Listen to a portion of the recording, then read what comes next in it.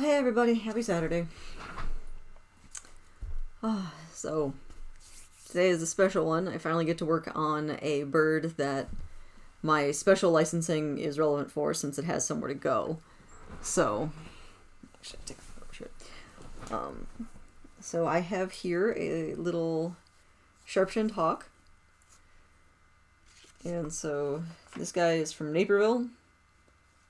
And the data that came with it is found laying near a basketball hoop in a driveway, still blinking when they first saw it, died about a half an hour later, and then the name of the people who collected it. So it's not totally clear how it died. There's blood in a couple of weird places, so I'm interested once I get in here. Actually, I should put this over here. I'm interested once I kind of get into the bird a little more what I'm going to find. It's got just weird blood spots. So there's a lot of blood on its feet. Like, you can kind of see these speckles along here. On both feet. There's some blood on the belly. And I think I felt something weird on a wing. Not specifically. But yeah, just kind of weird. Hi! How's it going, Shard Mom? So yeah, this one's a little bit of a mystery. I don't know why it died. So I gotta dig in. Oh, there's blood on the tail too. And finding blood on the low part of the bird just means that it's like could have killed something recently. Like if it's eating a delicious sparrow, it's gonna have stuff down there. So I don't know. So we'll see if we can figure out how it died. But yeah. And then I have already ID'd the bird because I know birds of prey pretty well, but I have my Crossley ID guide. This is my current favorite bird ID guide.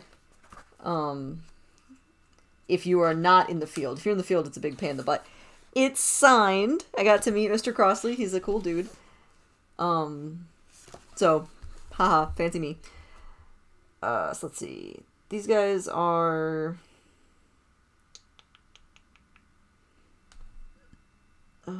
let's see. 242.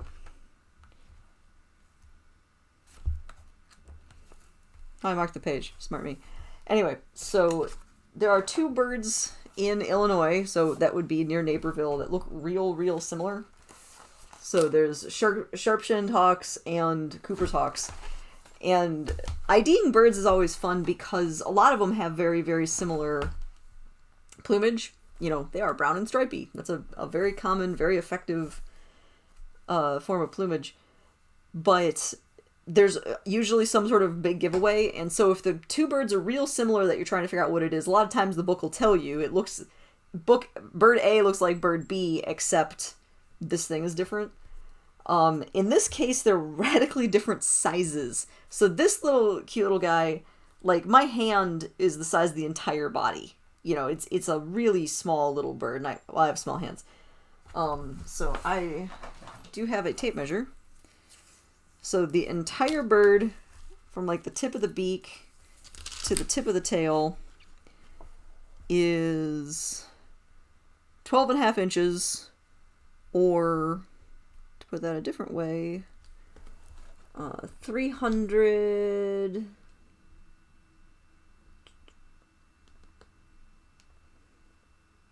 Write this down. 318 millimeters. Put my note card down and I can't grip it. Okay, I got it. So, oop, I need to turn that off. Sorry about that.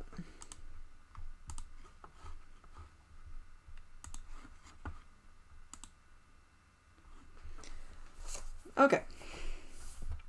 So, this guy, I said 12-ish inches, 318 millimeters. In my book, a Sharp-shinned Hawk is between 10 and 12 inches versus a Cooper's Hawk, which is 15 to 18.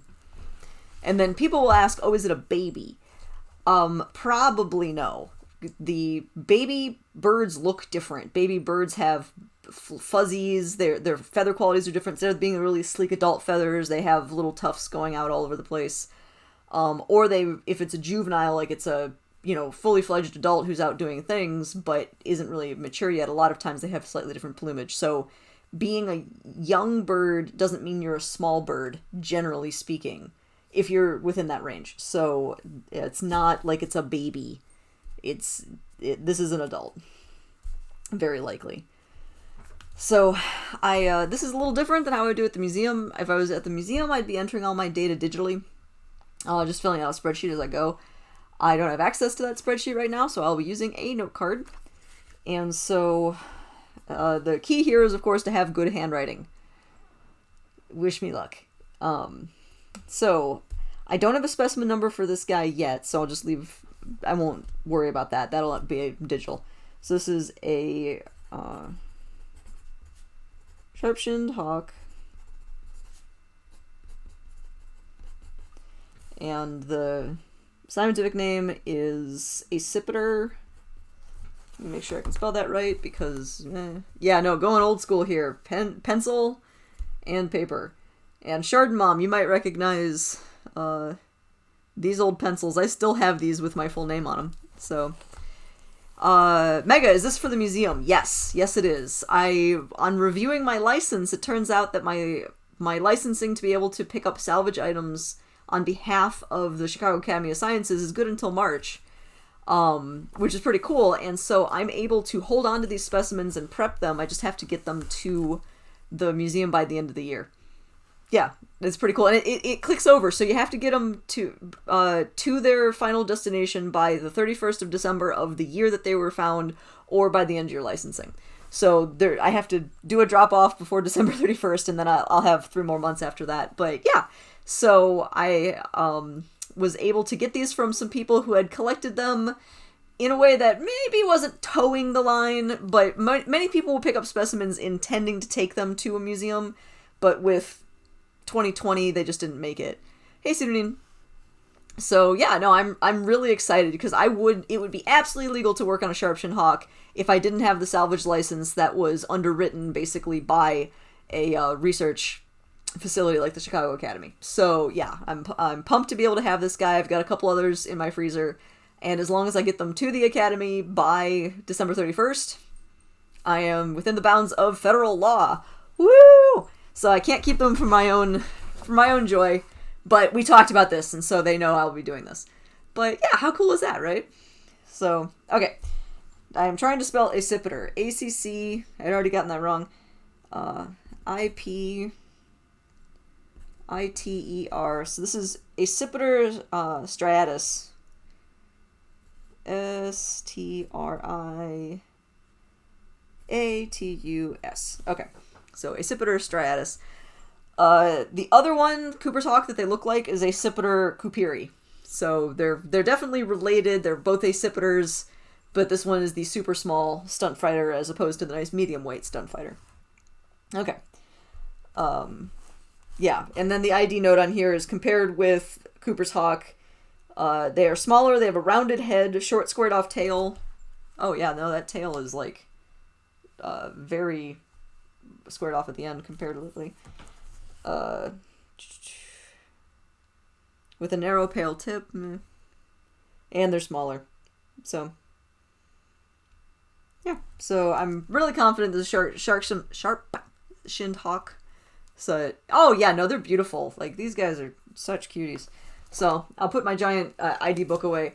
And this is the difference between a guide and a field guide. This is a bird guide, but it's huge. I would not take it into the field. So that's when you get the little narrow ones that have like really short descriptors. This is a big old chunko that gives you lots of good information about the things, but you can still do comparatives. So I love this book. It's really good. Do recommend if anybody's looking for a comprehensive, yet very friendly, usable book. Okay, so total length. So again, for everybody who's hoping I'm going to cut the bird immediately, I'm not. I have to take all my data first. So the total body length, I said it, but I'm going to remeasure it just to double check me, is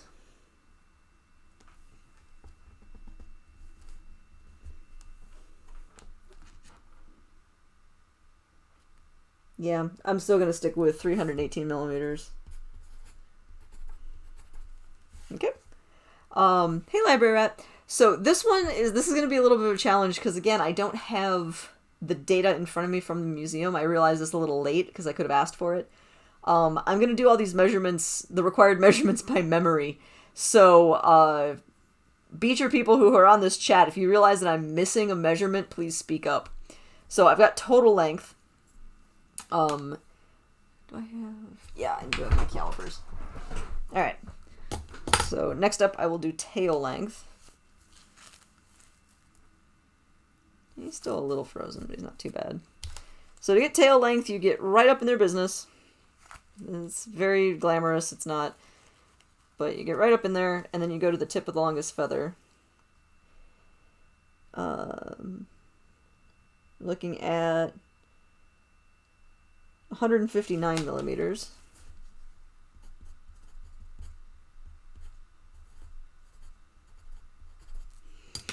Alright. Let's do tarsus, because I'm down here.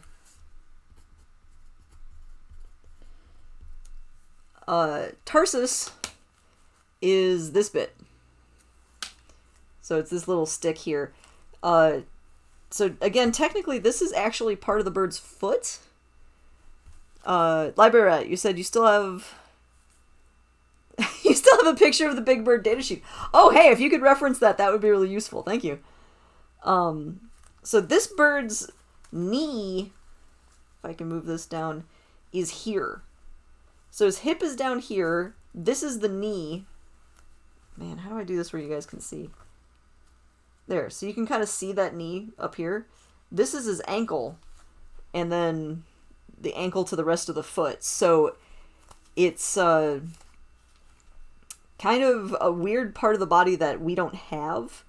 And so this is the tarsus, so I have to get the tarsal length.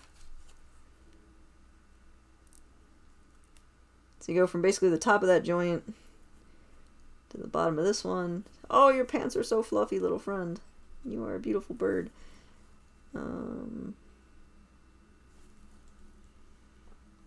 We're sitting at, I can feel that, 56.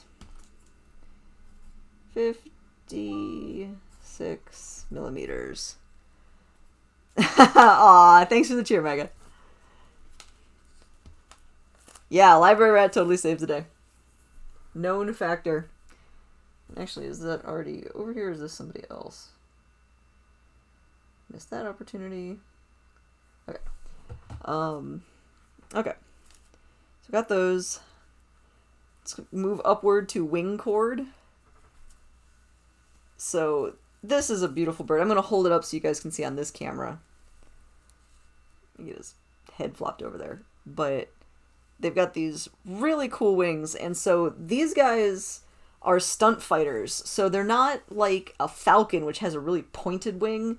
Falcon wings are for speed, so they can do the crazy dive and are the fastest animals on Earth. These guys have this more rounded wing end, which allows them to do really fancy stunts and maneuvers and turns. And so this little bird can chase other little birds as they're diving between like tree branches and around obstacles. You know, little birds will try to flit through stuff to get away. These guys can turn on a dime and chase them down through heavy growth. And so they don't have the super pointy wings. They in fact have these much more rounded wings, which gives them more turning ability. The pointy wings are real great if you want to go fast, but they're not good if you need to turn as much. Okay. And so for this, I want to get the wing cord. And so the wing cord is the distance from the bird's wrist, so right here, to the end of the longest feather, which is usually the second from the top. So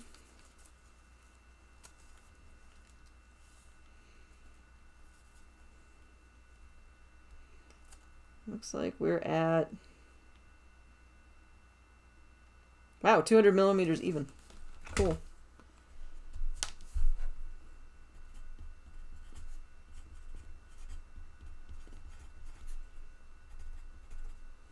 All right, 200 millimeters even. And now I will move that to the side, and I have a bunch of head measurements. This poor little floppy head. Poor little chicken. These guys, or more often Cooper's hawks, are the ones that people will call chicken hawks. Chicken hawk is used for birds globally for, all sorts of birds of prey. But in this region, chicken hawk is often used to describe a Cooper's hawk and occasionally sharp-shins. Shard Mom, you said both sides of the bird measure the same. One wing is never bigger than the other. Not to my knowledge. And this one's interesting. For a lot of measurements where it's bilateral, it's the right or the left, they have you just measure the animal's right version of whatever that is and roll with it.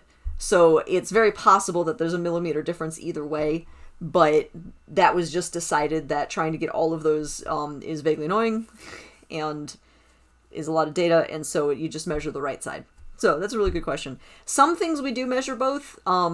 If this bird has testicles, I would measure both testicles because they tend to be really differently sized, and that can tell you different things. But for like legs and wings, unless they're visibly different, so if you're looking at it and you're like, those don't line up, that's funny, then we just measure the right side. So that's a great question. Thank you. Okay. Let's see. So with the head, I've got my trusty calipers. So we want the total head length from the tip of the beak to the back of the head.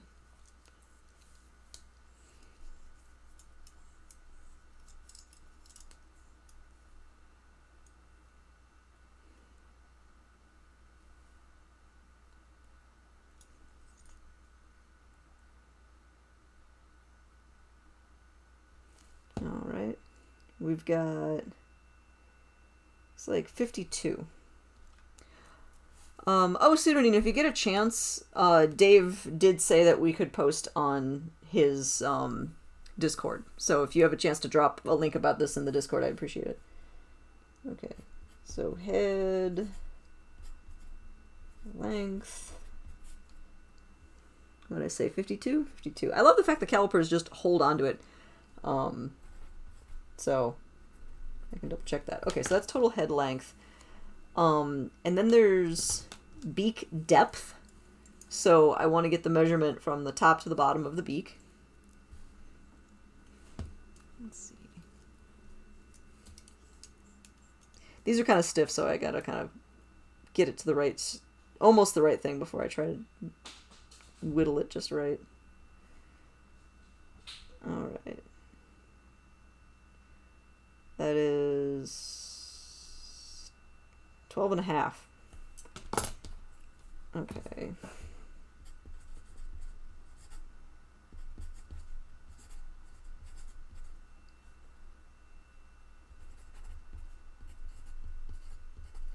Okay, so 12.5 millimeters. Thank you. All right. Yeah, here's where I'm starting to forget. So some of these measurements I've been taking for years. I first learned at the Field Museum how to do measurements, and then took that to the Nature Museum. There were certain measurements the Nature Museum did, and then recently that got updated, and all of the measurements for the head are sort of newish for me, and so I find myself sort of forgetting. Library Red, if you happen to have that example sheet, if you can just look up the pure head measurements, I'd love a reminder. Because...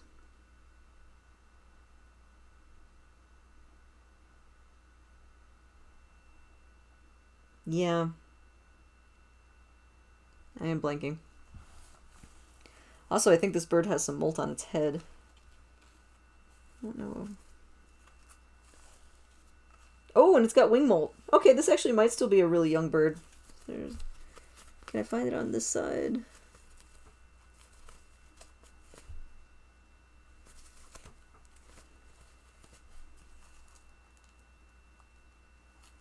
Where did I see that? Oh, I had just found the perfect... there it is. So it's up by his elbow. Oh yeah, that's still here. Okay, cool. So if I hold this really a little bit strangely, you guys can see this little weird feather poking up here. It's attached to a... or it's still inside its little, like, tube. Come on. I mean, you can kind of see it. So there's like a little tube with a brush tip looking thing. So that's wing molt. So even though there's no gaps, it's like a secondary feather. That's cool. Maybe that's why the wing felt funny to me. I could feel the, because there isn't a gap, is there? How about the tail? What do we got here? The tail feathers are a little bit mooshed from being in the bag, which is not shocking, but kind of too bad. Real common. Yeah, I don't see any molt on the tail. So there's that beautiful, beautiful hawk tail. That is a lovely bird. Okay, so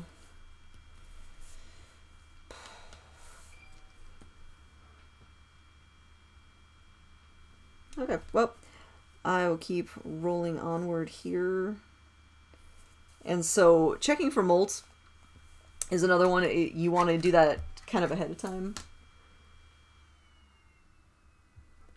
And so I can say, man, okay, molt. So I can say wings, secondary feathers.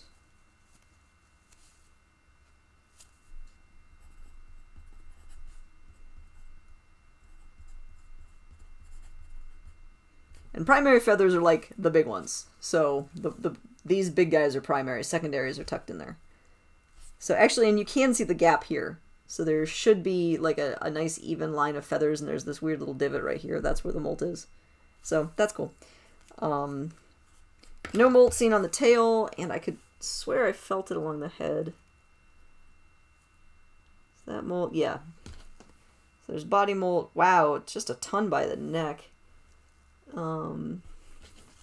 It's hard to get the light down in there, but there's like a bunch of little black lines inside that gap. Those are the brand new feathers coming in.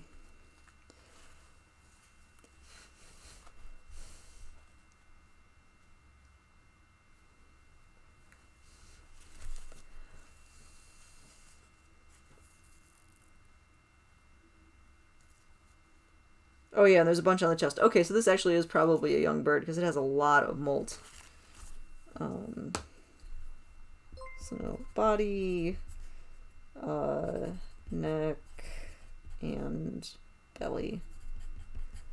But okay.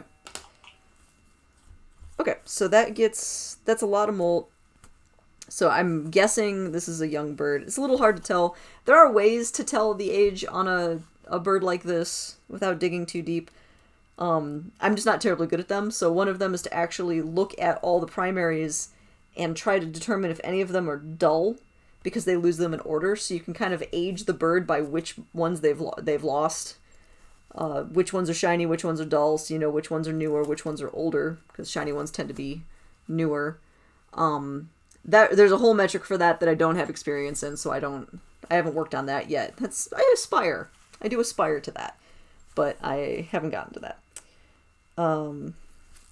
On other types of birds, on like little perching birds like sparrows and stuff, you can look at the density of the bone in their head. It doesn't work for birds of prey. So I can't look at the skull ossification and determine if it's a juvenile or not, which is too bad. Man, and now that I'm looking at the molt, this thing is shedding little feather bits all over my workspace. So yeah, it's molting for sure. Okay, so I think I got all the beak measurements I'm gonna get. I think beak width was one of them. I'm gonna do that. Yeah, I gotta talk to the academy and make sure I have all the measurements that they want. Do it for the science. All right, so the beak width, I'm at the widest. Oops, sorry, there you go. Widest point of the beak is 16.5.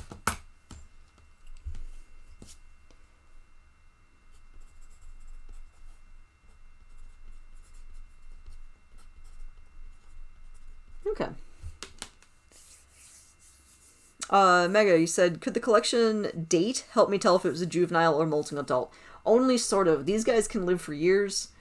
And they don't necessarily... They generally molt in the fall and the spring and things like that, but it's a little dicey. So that one, I think the actual true answer to that is it probably just dependent on the species and a greater amount of expertise than I have about the life cycles of the birds. So, plausibly. But, oh, here we go. Oh, this ginormous data sheet. So good. Okay. Bill length, bill... Oh, bill length. I didn't get bill length. So let's do bill length. I did get bill depth and width.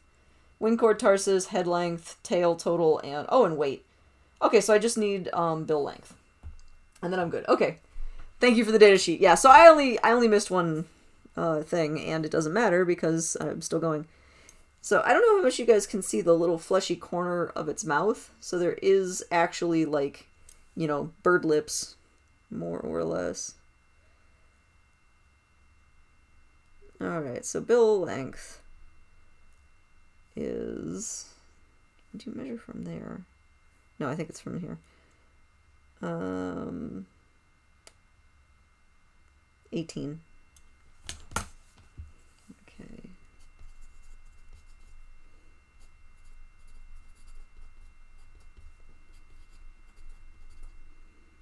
Alright, cool. And then weight. And here's a funny one, since I am doing this out of my house. I don't own a nice scale. Or a dedicated scale, I should say. And so this is my kitchen scale. I have wrapped it up in a Ziploc bag so as not to contaminate it with dead bird. And so we've got... What? 5 ounces? Pretty much on the button. Yeah, so I'll say 5 ounces.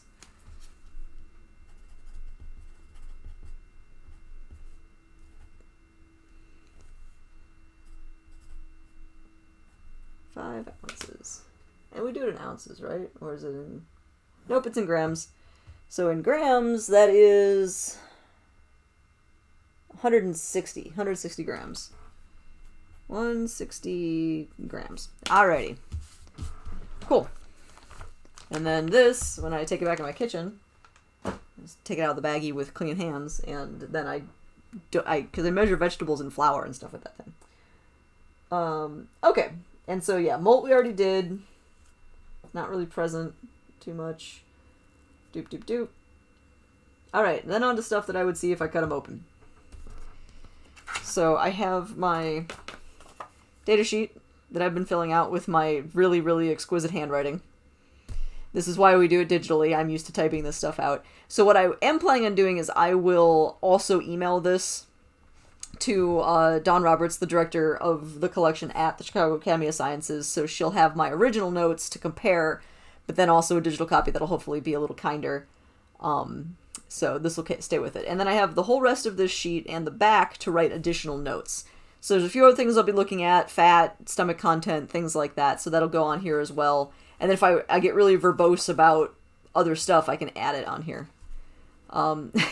It's better than your handwriting. You're very kind. I'm trying to go real slow. So I'll set that to the side so it doesn't get dirty. I can put my calipers away. And this is something I would try to remind my people in my lab, is between types of prep, totally stop and clean your workspace. So in this case, I don't need to have my data sheets in my workspace. I don't need to have my measuring tools in my workspace. I can move those out of the way. So I have those off to the side. Oh, nuggets. I forgot to get water. All right, hold on. See, this is part of, like, oh, what do I need now? I need some water. 1 second.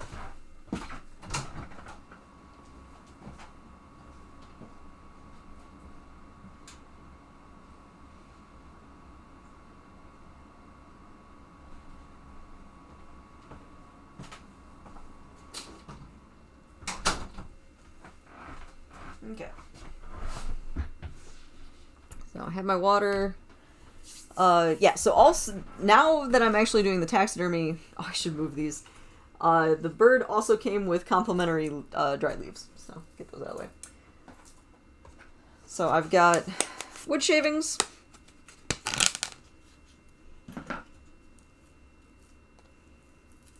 So these, boop, I use if I need to dry stuff out or kind of catch gross stuff as I cut it open. I've got my little container of water that helps me get feathers out of the way. And then let's get my knife prepped. Put my mouse way over here. Okay.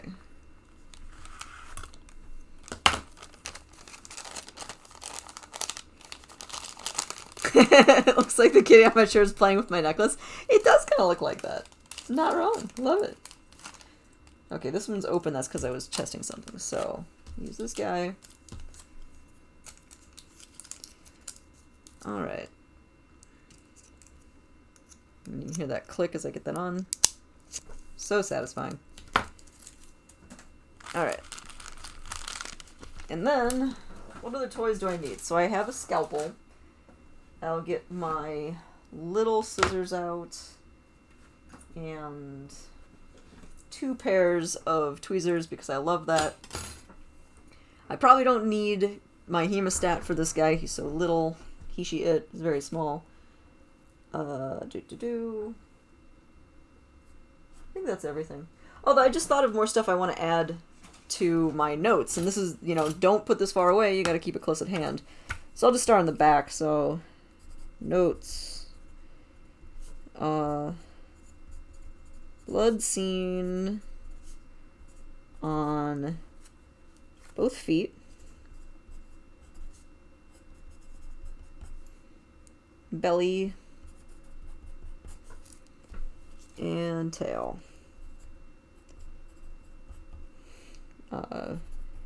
Might be blood of prey. Question mark. Because I don't know. So that's one of those things that's kind of good to mark down. As I'm going, I'm like, okay, I've seen blood in these places. I didn't do it. I haven't cut the bird open yet. That was there. And so is it from its untimely demise? Is that from eating delicious foods? Hard to say. The eyes are a really good color. This is the other reason I wouldn't immediately guess it's a juvenile, because it's got really, really red eyes. There. Yeah. Boop. And I usually associate red eyes with being adults, but also eye color changes a little bit when you die, so meh. Okay, so those are good notes. Okay, so now I have my beautiful bird. This is interesting. This bird is kind of the limit of my tiny little workspace here, which I find pretty funny yet restrictive. Because he's got such a long tail and then these really wicked claws. So yeah, birds of prey, they kill with their feet. As long as they're not falcons. Falcons are a little different. And so this bird has these incredible, actually sharp, actually could hurt me claws. And you can see even like even though it's dead, if I put my finger here, it looks like it's perching, and it kind of grips onto my hand. They're amazing. This stuff is so strong. So okay, so for anybody who's watching and didn't believe my gross warning sign, I am going to cut the bird open and remove its skin now. So if this is not something you're comfortable watching, please, you can move the video so you can still hear me because my descriptions are kind of cool. But this is the next step, is I will be removing the skin off of this dead bird. So just heads up for anybody who maybe wasn't ready for that, or maybe was, but just needs the reminder. This is the step we're at. Okay, so with that said, my first step, actually I'll put my water over here so I can move the bird a little closer to the camera. I'm gonna angle this down. Library Rat, you said the red-tailed hawk's talons cut through your gloves in the lab, and guests gasped. Yeah, I mean, birds of prey, man, they're real good at being pointy. It's crazy. Dave, you said, why do a lot of birds of prey have bright yellow claws? The skin down here? Oh, that's a fantastic question. The very short answer is I don't know. That's a common bird skin color. I'll have to look that up. That's a fantastic question. Why do they have bright yellow skin, basically? Because chickens do, like a lot of them. The claws themselves are, of course, black. That's just because they're a nice, rugged material. But yeah, why is that bright yellow? Ooh, thank you for the good question. I will look that up. I will get back to you. Alright, so step 1 is slightly dampen the bird. This is the exact same trick one would use if you wet a comb and then brush your hair to style it. I'm just wetting the feathers so I can move them out of the way. I'd rather not cut the feathers if I don't need to. I'd really rather have them stay nice while I cut the skin and move it away.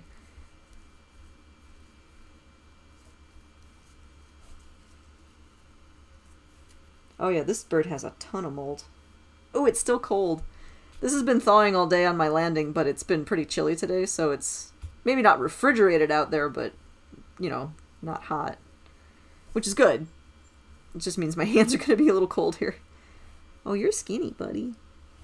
Not super skinny. He's medium skinny. Not a pudgy bird. Alright, so right off the bat, you can see the naked bird chest. I haven't cut anything. I haven't ripped out feathers. I've removed nothing. I've just kind of mushed these out of the way, and you get the bare naked chest of this bird.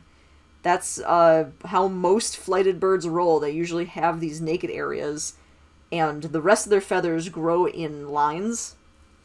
And so you have your feather tracks that actually have the feathers, and then they just kind of spread out and cover everything else. And that's great for weight management. There's no reason to grow a bunch of extra feathers if you don't need it, and if you're a stunt fighter like these guys, you want to shed any extra weight you can so you can be super nimble. And so they just don't grow feathers in a bunch of spots. Alright.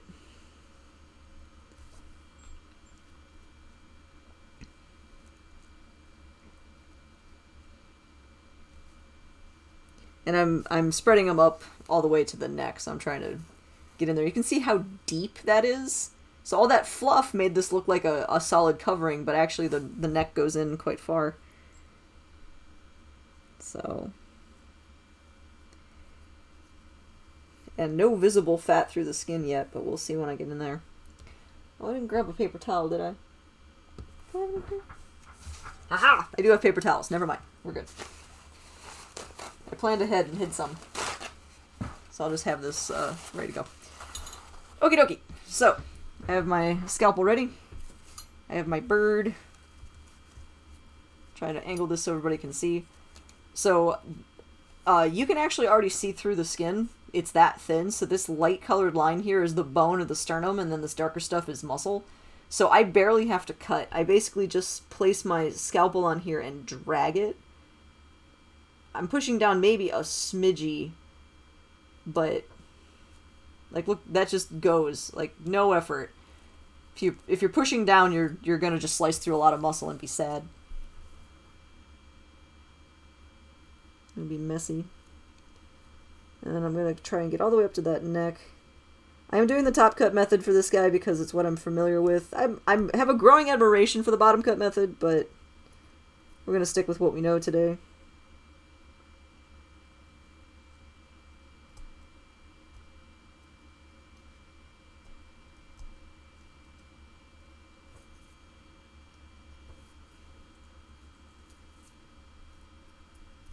Alright. So I can just start moving that out of the way. So yeah, that's how difficult skinny is. I'm just kind of gently pushing it with my thumbs. Other parts get harder, but this is not difficult. There is a layer of tissue between the skin and the muscle. It's called fascia. And I kind of love it because I know the term connective tissue that I've learned from, like, I don't know, nature shows or something. But this is actually disconnective tissue. It's there to make sure that the skin slides over the muscle. They're not tightly connected, so they can't move. They can move past each other. So that's fascia. So that's kind of cool. Yeah, whew, this bird's still cold. It'll warm up. If actually yeah, you can see some of that. So this, very thin stuff here is the fascia.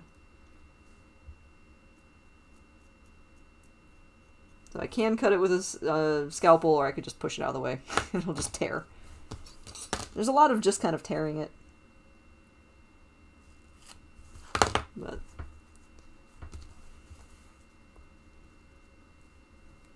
but tearing it in a gentle, artsy, proper science way. Obs.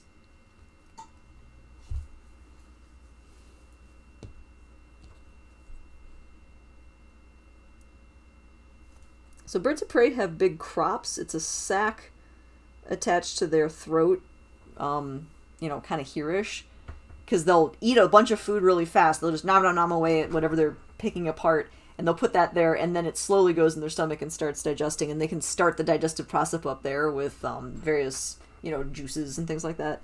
And so birds of prey, I like to see if there's anything in the crop. Looks like this guy, no. Just seems like an empty area, which is too bad, because like if there's a whole mouse in there, that would have been really exciting. But there's not. That's okay.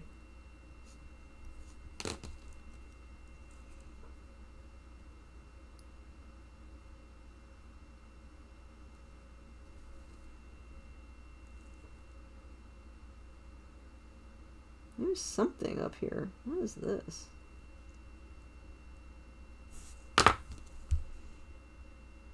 There's little white circles. I'm trying to figure out if that's actually in the throat. Man. I don't know what that stuff is.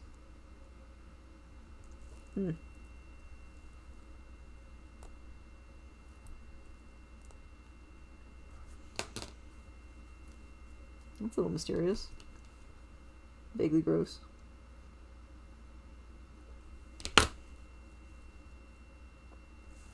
Yeah, I don't know how well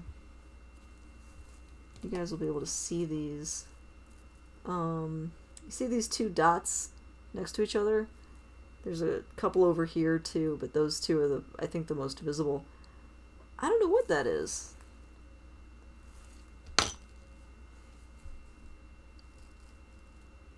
It could just be some garbage left over from them eating, so some, you know, mostly digested whatever bit. But if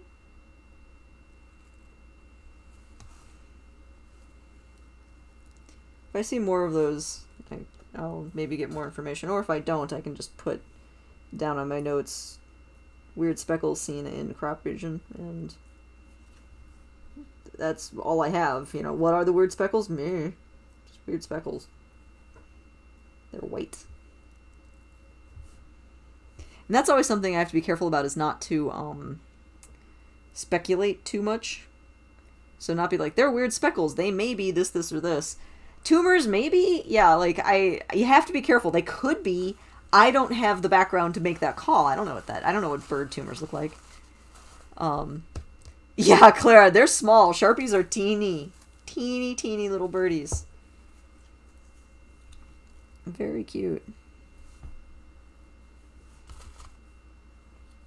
Yeah, so if I'm writing down my observations in my notes about, like, seeing these weird specks in the specimen, I have to literally say, you know, small, 1 millimeter or less, round, soft objects, creamy in color.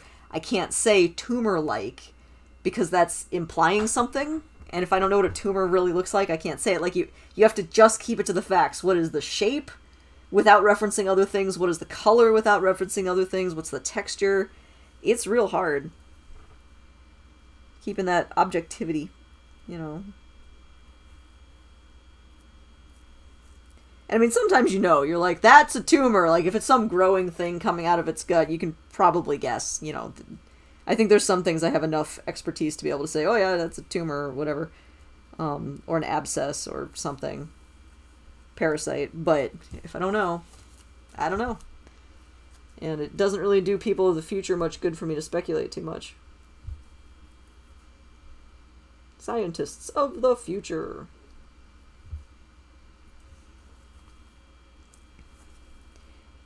So the bird is cold enough, and it's been a minute since I've done this sort of prep, so I'm being extra careful.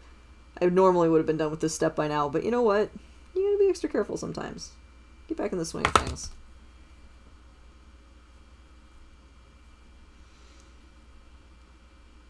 Tonsil tissue. Do birds have tonsils? I do not know. Do birds have tonsils?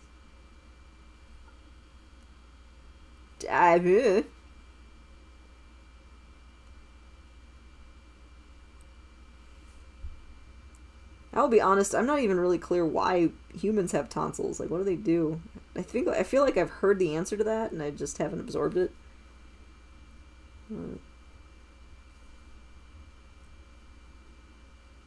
Yeah, whatever that stuff is, it's in his throat.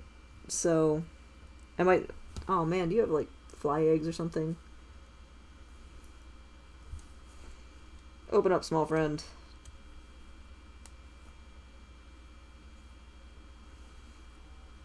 It seems unlikely that it would be parasite eggs or decomposers.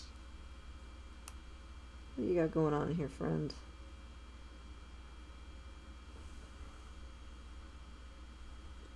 No, I don't see anything really gross in its mouth.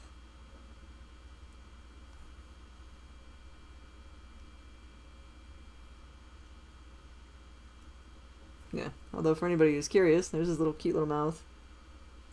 Cute little tongue. And I love this because a lot of bird tongues are very pointy, but their bottom beak is kind of rounded, so it actually has a very rounded, cute little tongue. Cute bird. Yeah, there's some, like, dried spit and stuff around here, but I don't see anything. So, yeah. Whatever's in his throat doesn't seem to have gone all the way up to his mouth. Okay.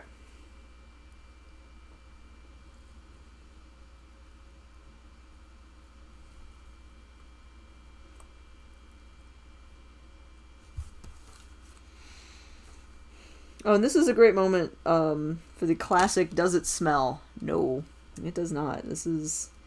There's a kind of a warm feather smell to it. Dave, where did I get the bird from? No, it's a fantastic question. This was found by somebody else, and so I have the data that was written out. So this was found in Naperville in October by a basketball hoop in a driveway. And I happen to know the person, and they wanted to get it to the Chicago Academy of Sciences, and my licensing, it turns out, is good until March of 2021, and so it's legal for me to be the transport person. So I'm able to salvage the bird, salvage being what you say about an animal that's dead already, that's going to be used for science, you salvage it. And so I can have it in my possession until December 31st, and in the meantime, I might as well prep it. So, yeah. Kind of cool. It means I get to finally work on a hawk again, which are just so cool, and I'm really glad to do it. So, oh, and then this is a good reminder too. Hey everybody, it is illegal for you to hold on to birds. Don't do it. Even potentially driving a specimen to be used by a scientific institution is a little dicey. You can get away with it a lot, but don't, like, stop on the highway and pick things up. Highway patrol will be on your butt. Just don't do it. So, yeah, this one happened to work out where the person was not immediately spotted by a law enforcement person who decided to care, but you shouldn't be possessing local birds, whether it's hawks or, well, not pigeons, hawks or sparrows or otherwise. There are a lot of laws that cover those. But in this case, up until at least March, I am on the salvage license for the Academy by name, and they don't care if I'm employed or not, so I can work on these birds, and it's a privilege to do so. Okay.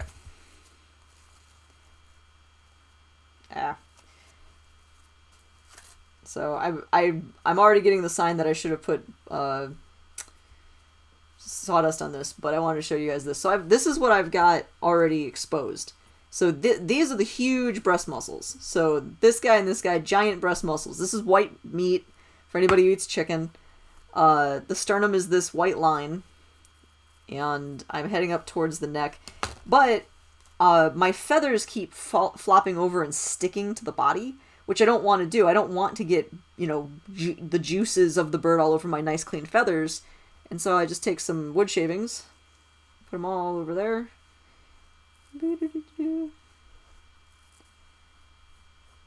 And so it's immediately less attractive, but they absorb that extra fluid and keep my feathers cleaner, which is very important for these steps. So, Alright, my goal here is to cut through this little stump of a neck in here and get his head loose, and then I can start taking off the whole skin.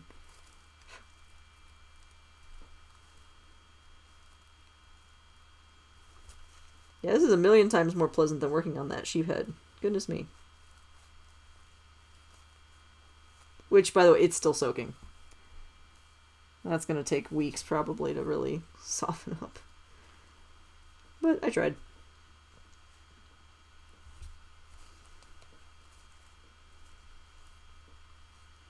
The sheep was a good learning experience. This is like coming home. This is so familiar.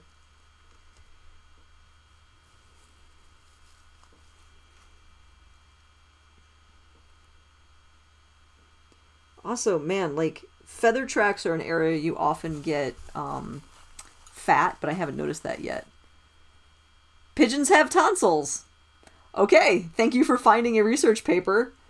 That's epic. So if pigeons do, probably a number of other birds do too, although it doesn't necessarily mean all birds. Thank you, science side of Twitch. You guys are great. I will happily follow that link later when my hands aren't dirty. Characteristics of tonsils. So cool.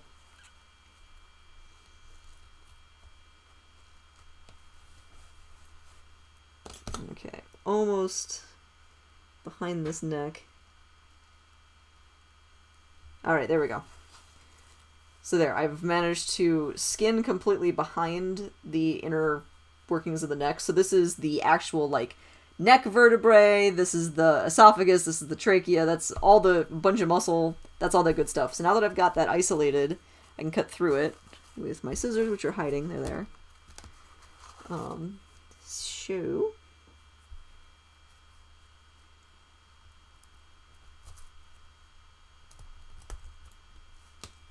Alright, so now his head is loose from the rest of his body, which is very useful for me. So I've got that little stump of the neck right there, and his head is now just flopping loosely. And now I can start going along and get the rest of him skinned out.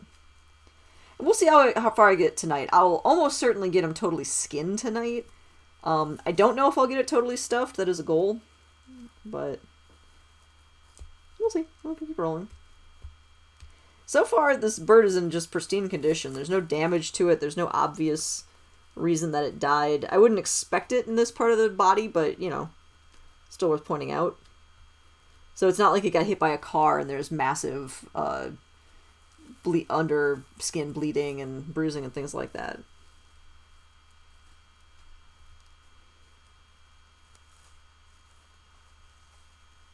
And so for anybody who's lost, neck, shoulders over here, and then this is the back. So the front of it's facing my palm.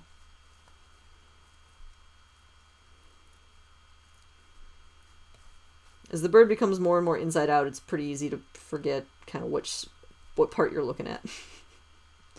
Because it all looks like meat.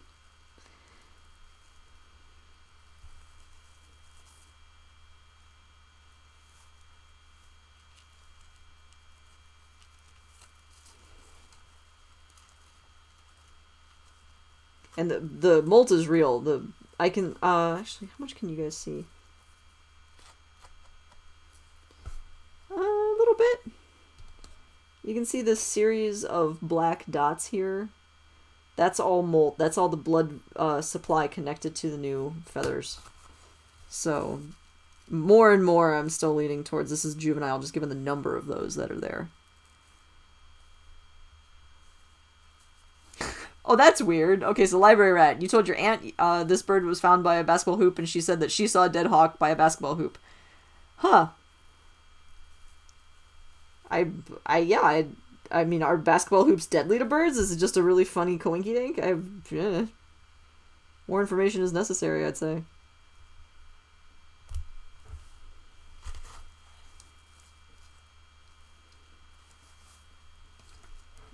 Need more sawdust.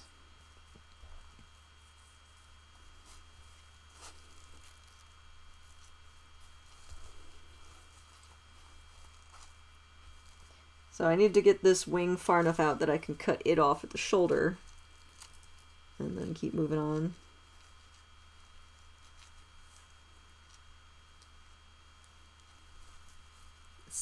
skinning out really nicely, though. This is a really fab little specimen. Because when people find them right when they're dying or dead, like, then that means they don't have a chance to decompose at all, which is convenient for me, if sad for everybody else. Oh, both are in Naperville. That's weird. So 2 birds of prey dead by basketball hoops in Naperville. So we need to start questioning the safety of Napervillian basketball hoops. I have no idea what people from Naperville call themselves, but Napervillian sounds good to me.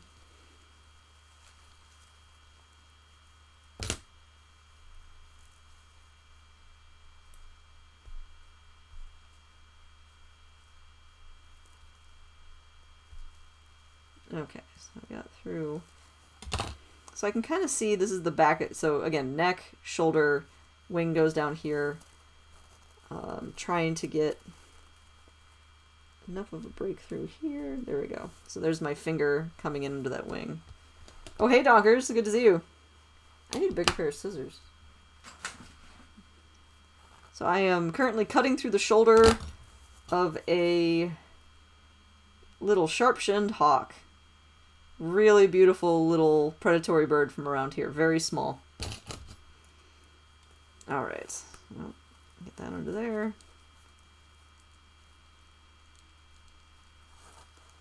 I can. Okay. And up through that shoulder.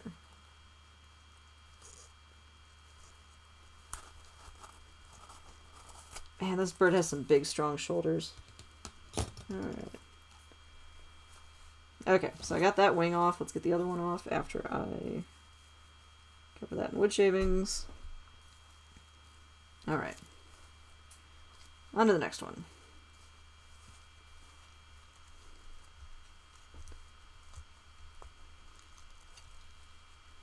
The second one almost always goes faster because there's just a lot more play. I've got the tissues loosened up so I can get into these other areas better.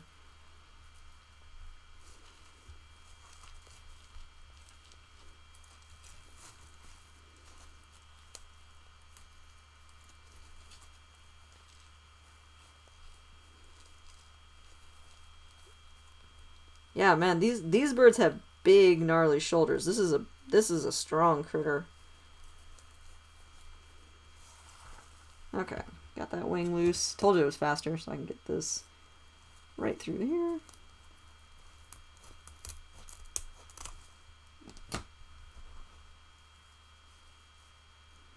Alright. So that's 2 wings loose. Now I'm heading down towards the legs. Get this body out of here.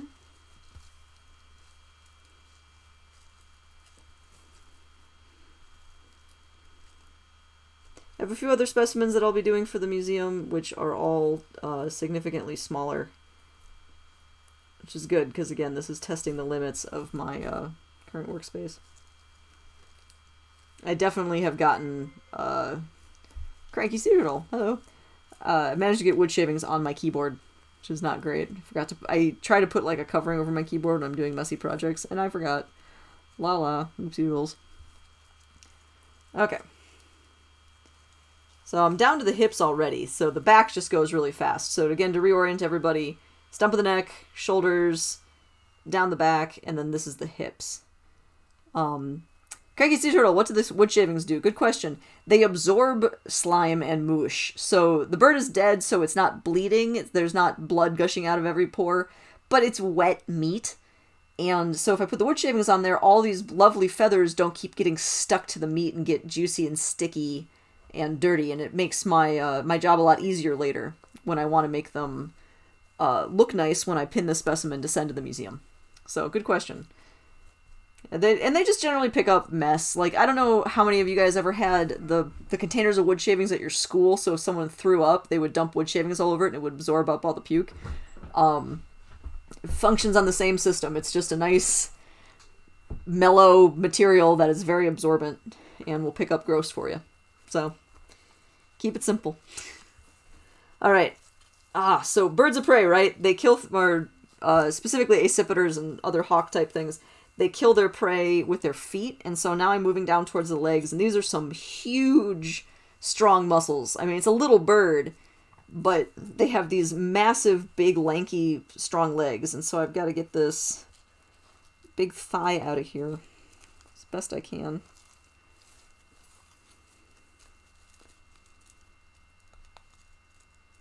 Man, yeah, the molt down here is crazy, too.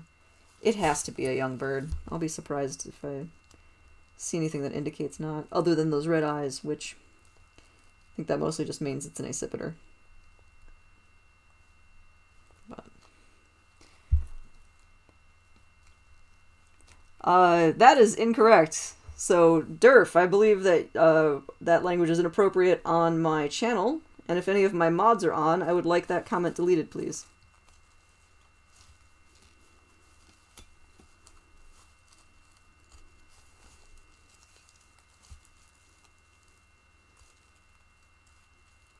Thanks, Vito. Alright, so I got the knee out.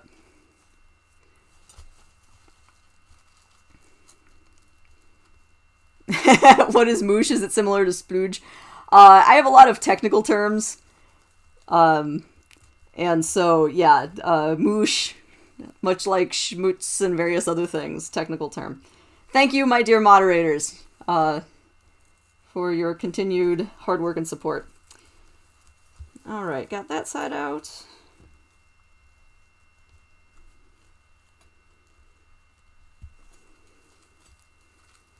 Alright. Man, that is a long leg.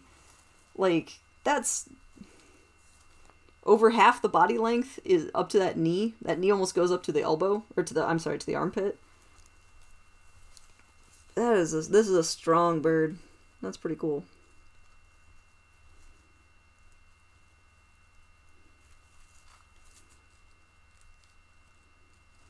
I mean, all birds of prey are cool, let's be real, but...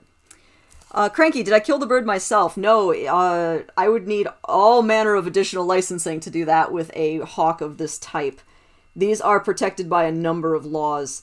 This bird was found already dead in a private citizen's yard under a basketball hoop. Or actually, it wasn't quite dead. They could see it blinking, but it died shortly thereafter. And so, no, it came to me. I am transporting it as salvage to go to the Chicago Academy of Sciences where it can be researched. So, I haven't gotten any clear idea of why it died. I don't see any really obvious damage to it yet. So, that part's a little bit mysterious. But if I find that out, that'll go in my notes for sure. I just do not have those data at this time. Yeah, it's a skinny bird.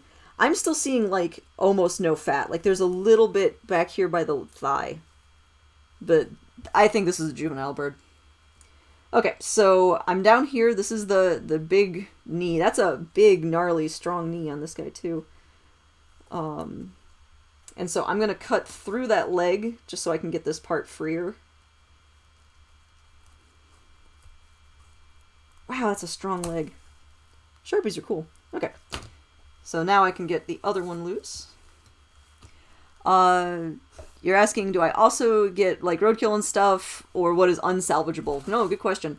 So the licensing that I have says that as long as I'm doing it on behalf of the Chicago Academy of Sciences, I can pick up most birds and other potentially listed specimens. I have to be careful with some. I have to call ahead on some. And so salvage is actually kind of the broad term for just picking up a dead animal to do whatever with. So if this bird was like nasty rotten, like super grody nasty rotten, where the feathers are all off and it's just green slime, you can still salvage the skeleton. You know, or if the head here is totally crushed but you can get the skin off, it's still salvage. So if it's completely unsalvageable, like it's just street pizza and you can't do anything with it, you just bury it. And let the bugs eat it, and it, you know, goes the natural way. So. Oh, library rat. You saw a roadkill possum that looked like it was asleep. Yeah. I mean, the dead animals are sad. Like, I do taxidermy because I actually really like animals, and so it's a little bit tough. Cranky, you said you deal with street pizza in your profession. Oh. Dare I ask? So if you're interested in sharing more about that, I'm morbidly curious. But Yeah, a lot of critters people just can't take home. Oh, paramedic. Ooh, that's that. Ooh. Yep. You're not wrong. Yeah, and so with these, if it's like live animals, obviously, that are injured, go to a different person. I deal with dead stuff. I can't help you on that. So in terms of animal paramedics, not at me. But once they're dead, I can convert them to scientific specimens.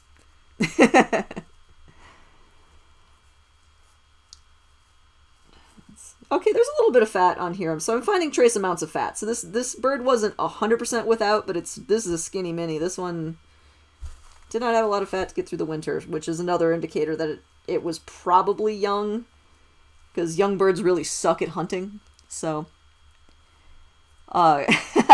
Mega, you said that cleaning and articulating a skeleton sounds really fiddly. A bird skeleton? Yeah. Bone articulation is one of those things that I've done a little bit, but I gotta do more. Oh, me crayons! Color. Yeah, no, I've seen those smears. Yeah, no. Oh, the gallows humor that gets us through our day. I tell ya. It's a rough one. So yeah, you're familiar with a lot of the terms I'll be using for the various wet things as I'm in here. Alrighty. Okay, so I've got both knees out, and so you guys can see there's the two legs, belly, sternum, up towards the shoulders and the neck. Can you see the eyes again? Sure, hold on. Where's my tweezers? I'll use these.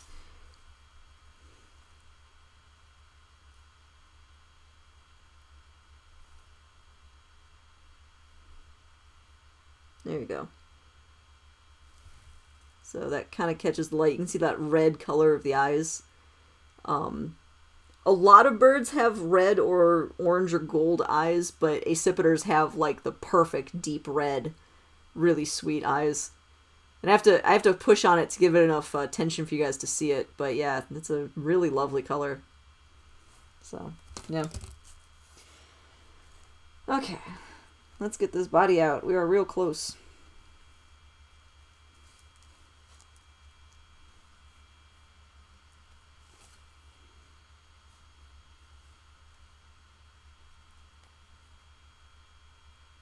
I'm always extra slow when I'm around their belly. Okay, so two things here. So, do I know why the bird died? No idea. So far, I haven't found any really obvious bruising or damage, and it's not so skinny it would have just died of starvation, so I don't have any information yet about how it died. And Library Rat, you said you've never seen it in a specimen. Oh, and then, yeah, you were mentioning about the basketball hoop. You never seen, like, the cool eye color in a specimen? Yeah, I think because this one was collected so fresh and frozen so quickly, the eyes are in great condition. Eyes get gross really fast. They lose their color, they change. I mean, just a lot of eye color already comes from blood flow, and so I'm actually surprised how much eye color was left on here. So, yeah, no, this is a pretty cool one.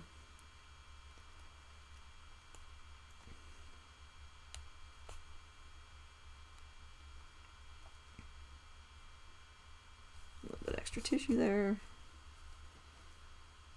But, yeah, to go back, I always am a little slow on bellies because I don't want to rip through the abdominal wall. I don't need a whole handful of intestines.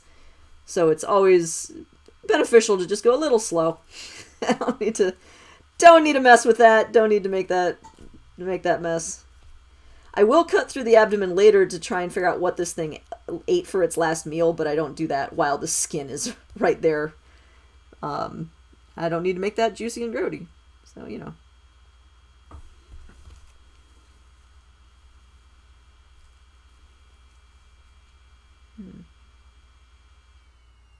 So there's dark coloring down here? That's a little weird. Is that just the top of the cloaca? Have to mess with that. Because the tail's way down there. For anybody who doesn't know, cloaca is the catch-all term for the one and only hole at the bottom of a bird.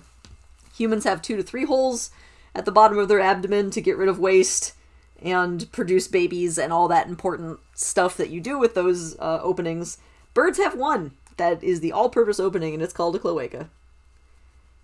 So,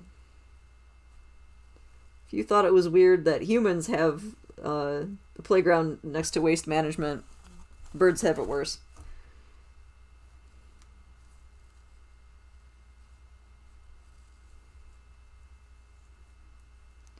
Okay, yeah, there's something here. So there's a really dark patch of tissue down here, which is really unusual. I don't know why this would be so black, so that might be an indicator of why this animal died. It kind of looks like a hernia. Obviously not, the tissue isn't totally ripped, but there's... okay, so we'll mess with that. I don't know I'll investigate that again after the feathers are out of the way, but that might be potentially something that ended our young friend's existence here, because that's weird. I'm getting down to the tail. You can see this huge column of muscle here. Their tails are part of the reasons they're such good flyers.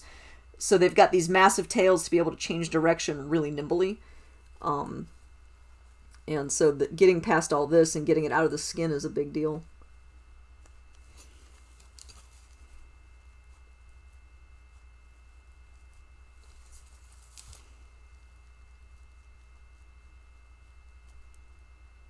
Okay, there's that. So the thing I've been looking for is the preen gland. For folks who have not heard this description before, the preen gland is what birds preen with. Tautology. So you know the thing where birds will rub their head against their back and then start like pulling on their feathers and kind of resettling all their feathers? The reason they stick their head back by the base of their tail, they rub their head against the small of their back, is there's actually a gland there that squirts out a thick lotion, effectively bird lotion, that they then use to condition their feathers with. And so the preen gland is this actual big honking gland back here, and I have to skin until I can see it, but I can't actually cut. Okay, man. Let me see what I can point out here. Okay. So this little lumpy bumpy thing right here between my tweezers, this little extra nugget here, that's the preen gland. So this is a big gland full of sebaceous fluid, bird conditioner, that they massage into their feathers and keeps them shiny and beautiful. However, these knobs here are the tops of their biggest flight feathers, and so if I was to cut through here, their feathers would just fall off. It would just be a shower of beautiful tail feathers, and I would freaking ruin it. And you can fix it, but it's a huge pain in the butt. So what I actually have to do is squeeze all of the bird lotion out of here and kind of remove a bunch of these muscles, but then cut up here above where that gland is.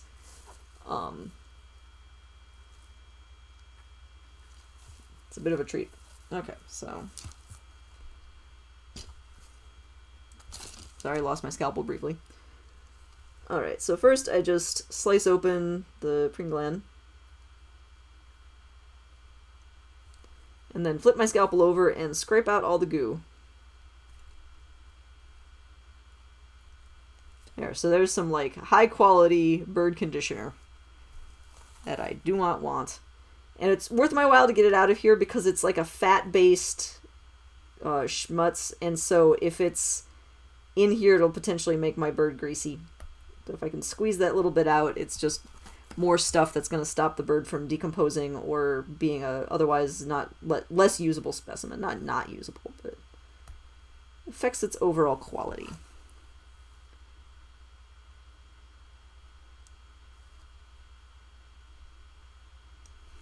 Okay. Wasn't a ton in there, that's okay. So I'm going to cut the body off and then do some detail cleaning down here. I have wood shavings all over my lap because the wings keep brushing them onto my lap. So I vacuumed in here this morning. I will be vacuuming again. That's okay. So again, I have to cut above these yellow knobs. Those are the tops of the feathers. So there's just fine. Alright, so boom. So this is my whole body. This is the entire torso of the bird. Yes, it looks like a roast turkey. Like, that's obviously a bird body. Except the legs are just absolutely ginormous. Yay, not here! That took you a long time to get grossed out. Congratulations.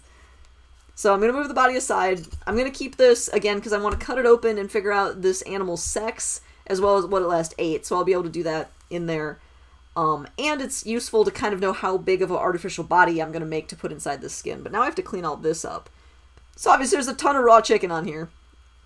And the raw meat is the stuff that's going to go bad. That's the stuff I want to get out of my specimen so that the skin will preserve up and stay in good condition. So I just got to get trimming. And it's basically a trick of trimming through anything that doesn't have any resistance to it. If I feel grinding, like I'm grinding on bone, I don't cut through that. You know, if it seems kind of tough, it might be a feather or something else that needs to stay there. So, kind of just scraping all that mush off.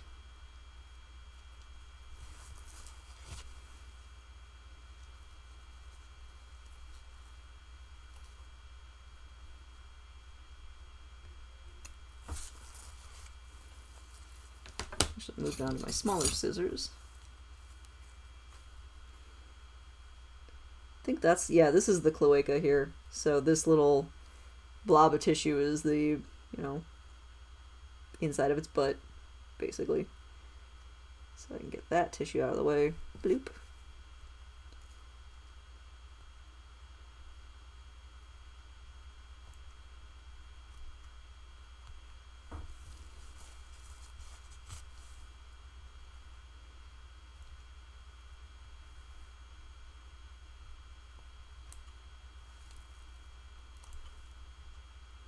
And I'm not going to get absolutely every speck of every possible thing out of here. That's kind of ridiculous in this setting. But I need to get enough that it can dry out. And bird jerky is acceptable.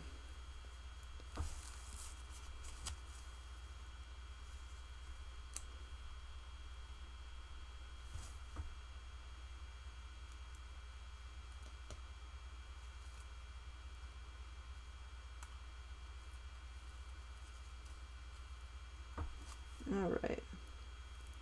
I think that's probably all I'm really going to get out of this guy.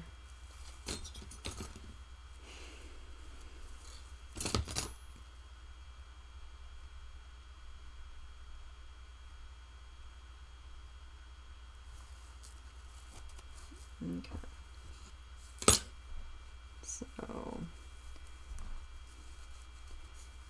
So right now I'm just really packing in the wood shavings. Before I do the final stuffing of this, I'll probably pack a bunch of borax on here too. Borax is the stuff that you can use to get grass stains out of your jeans. It's also used for making slime. So people have come across it under different circumstances. In this case, borax is a desiccant. It dries it out really nicely and makes it less delicious to bugs and bacteria. So I can add borax on here and just make it a little less likely to go bad on me. But for right now, that's that way. So I can pop that right side out. And all the tail feathers do not just proceed to fall off, so hooray. Good, good. Okay, so to give a quick update, my very flat bird, I'll hold it up here so you guys can see. This is now an empty skin, but I still have meat in the legs, meat in the wings, and meat in the head. So basically, I'm breaking a bigger project into smaller steps. Now that I've got that big body carcass out of the way, which actually I'm going to move this over onto my side table. Boop. Have my workspace be a little cleaner. I just want to, you know, keep breaking through the different steps, take it into little pieces, and hopefully get a really nice specimen when I'm done. I feel really good about that. This is a really, really lovely bird. Okay, so let's get a leg cleaned.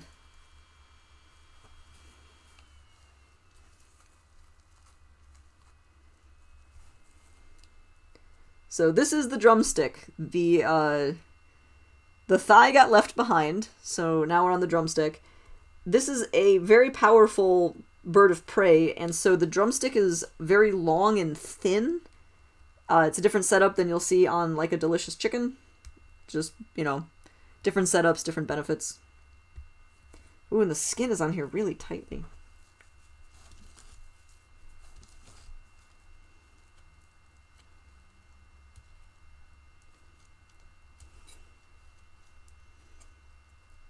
So I could use more tools for this sort of step, but my fingernail is actually great.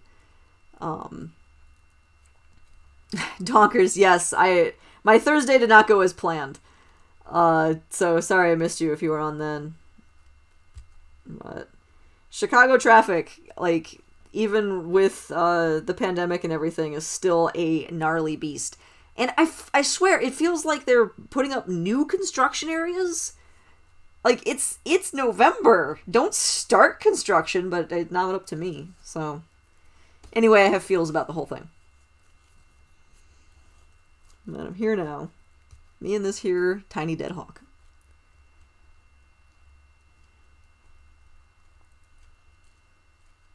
Alright. Alright, so that's my drumstick. So again, very different from your chicken drumstick. It's much more just long and uniform in shape instead of having the big upper muscle and the very thin lower part. That's actually more because they have just more muscle down here. So it's not less up here, it's more lower.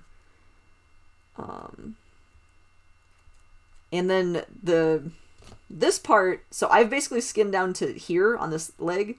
Obviously, I don't need to bother skinning this. There's nothing here. It's skin and bone and tendons. So I don't need to skin any farther than the ankle. And now I have to get rid of all of this juicy, juicy meat. So I'm going to clip the major tendon. That's down here. There's a couple little ones too, but there's that one big main one.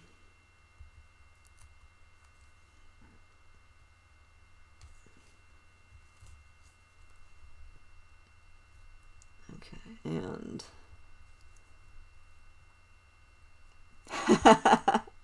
no, Donkers, it's okay. Those are all valid questions. Wanting to know how the dead critter died is like the question. We don't know is the unfortunate answer. It was found dead by a basketball hoop in someone's yard. And so far I haven't found a smoking gun. I haven't found anything where I'm like, aha! That definitely is not supposed to be all full of mangled blood and whatever, you know, so there's nothing really obvious yet. There's a blackened area along its belly, which is unusual, so I haven't investigated that completely yet, but I feel that might be a contributor, just because it seems out of place. It had blood on its feet, and blood on its belly, and blood on its tail, but that looked more like it had just eaten something, and, you know, had the blood from killing the little bird, or whatever it was.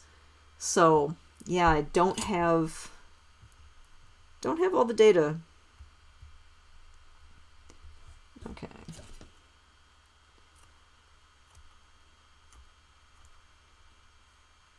Alright, so I have this nice little bone here. And I'm going to not remove this bone. I could, of course, just have cut this off here and not worried about cleaning this. But leaving the leg bones in place but with no meat on them gives me structure. It allows me to stuff the bird and keep those there to kind of shape all the rest of it in a way that's very nice. So I've removed all the meat off of it and left the head of the bone, so the big knob on the end. You don't want to cut through the bone. Bird bones are hollow, and so if you cut through it, you basically create a hypodermic needle, and you can poke yourself and or the skin, and it's really bad. So what am I rubbing it in? This is just wood shavings. Just ground up wood. And I'm kind of using it to get all the last little morsels of wet meat off of it. And the nice thing is, like, a lot of the wood shavings will just remain in the bird. Who cares? It's dry cellulose. It'll just dry out and stay there inside the specimen and not harm it for the next 200 or 300 years while it's being used for research. Okay. So now I have this leg with no meat in it, so that's one. Now I've got the other one.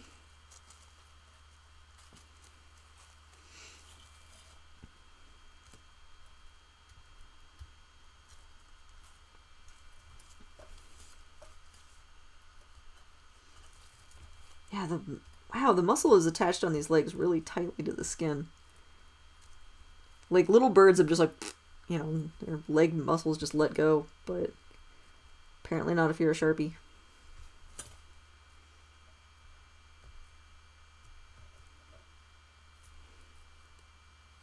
Oh, and I was mentioning before, I use my thumbnails to do this because my thumbnails are, of course, softer than the steel tools I'm using. I know, shocker. but that means it's just a little less likely, and I can feel through them, and so I'm less likely to poke holes or scratch too hard or otherwise harm the tissue. It's just easier to do with my thumbnails.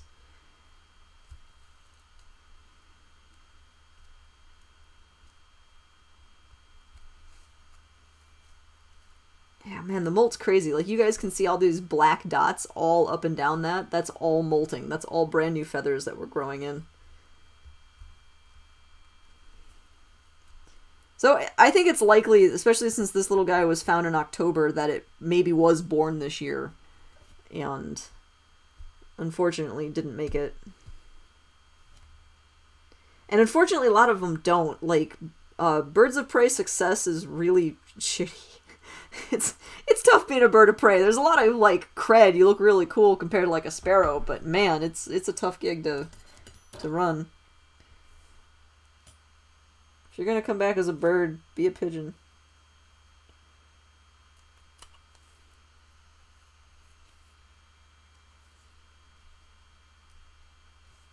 Alright, so I'm cutting the major tendons in the leg, trying to get this blob of meat off of here.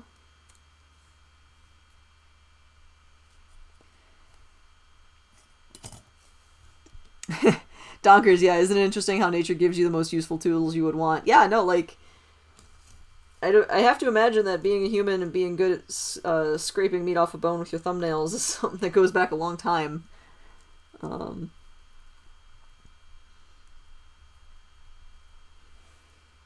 then the birds themselves are so finely adapted to their niche. It's so cool.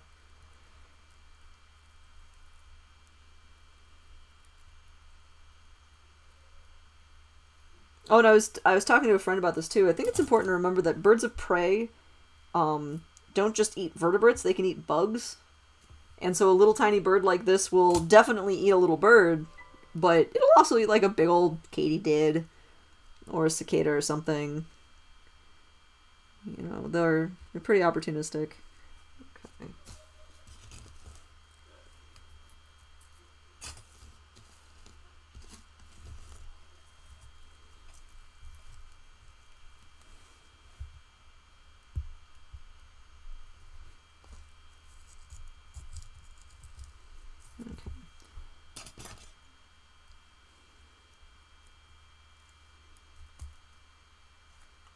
Just getting the last of these morsels off this knee.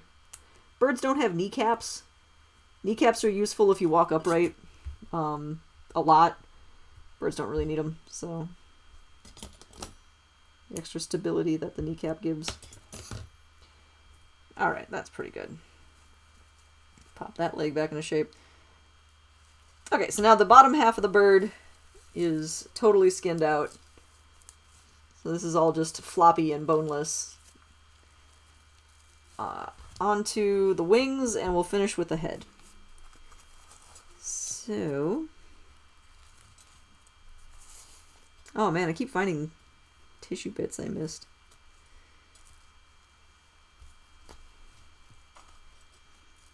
There's always, like, you know, fat or muscle bits or whatever that kind of came loose from the main thing. So I'm sorry. Hold on. I will get you guys back off the floor in a moment. Oops.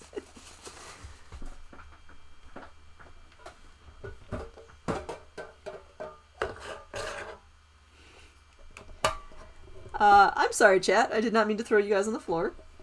My sincerest apologies. There you go. I hope that didn't make anybody ill. There. Sorry about that. I have to have my camera really close for it to be able to zoom in on any of this, and apparently it was in the danger zone.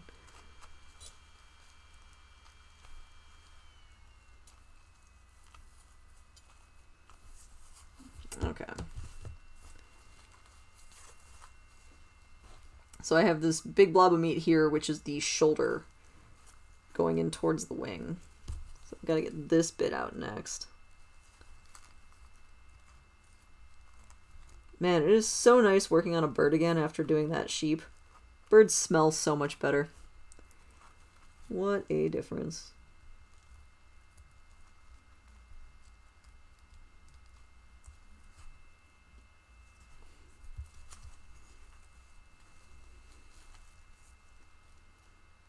A lot of people like working on mammals because they're more straightforward. Nah.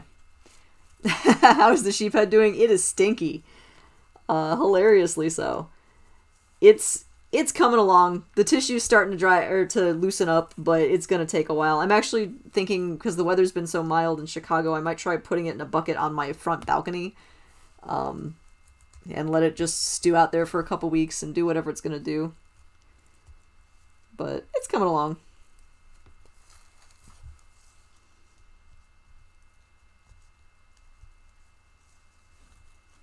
Alright, so that's already the upper arm. So shoulder to elbow, more or less there.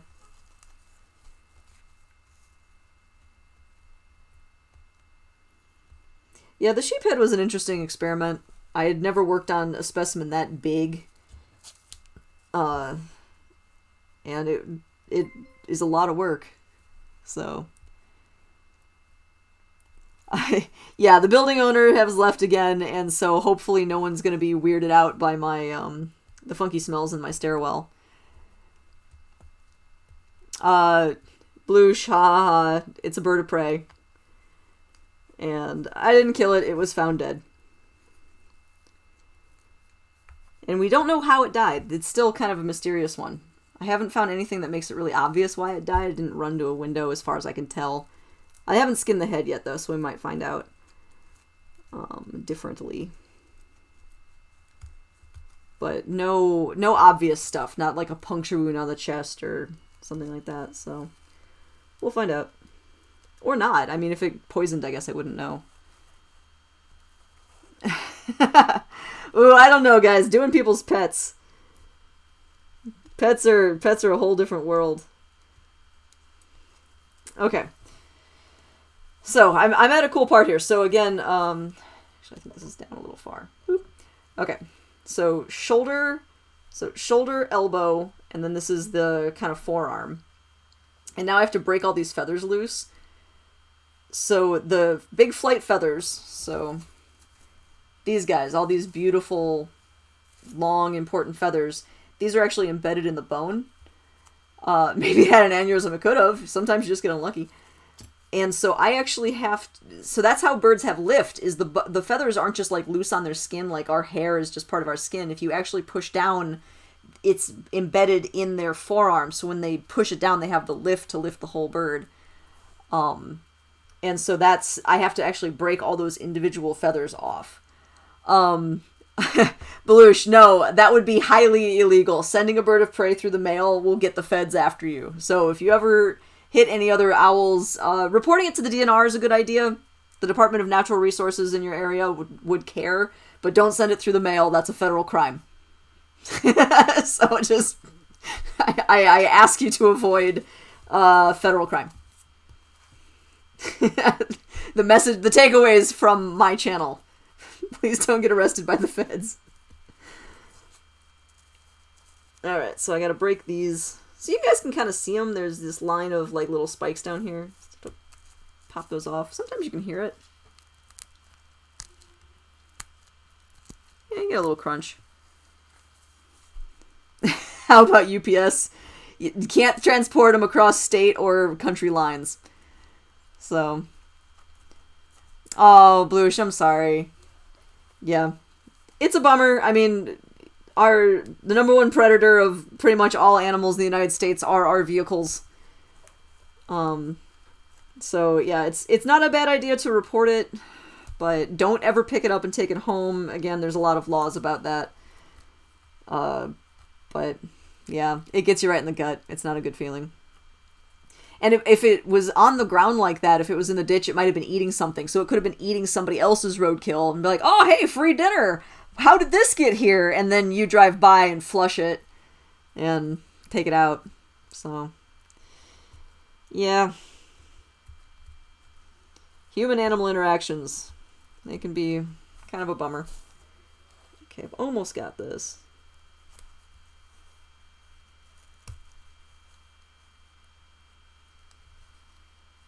Ah, that's a big, weird blood feather. Yeah, I found the base of that, that one fresh feather I found on each wing. It looks really weird, but...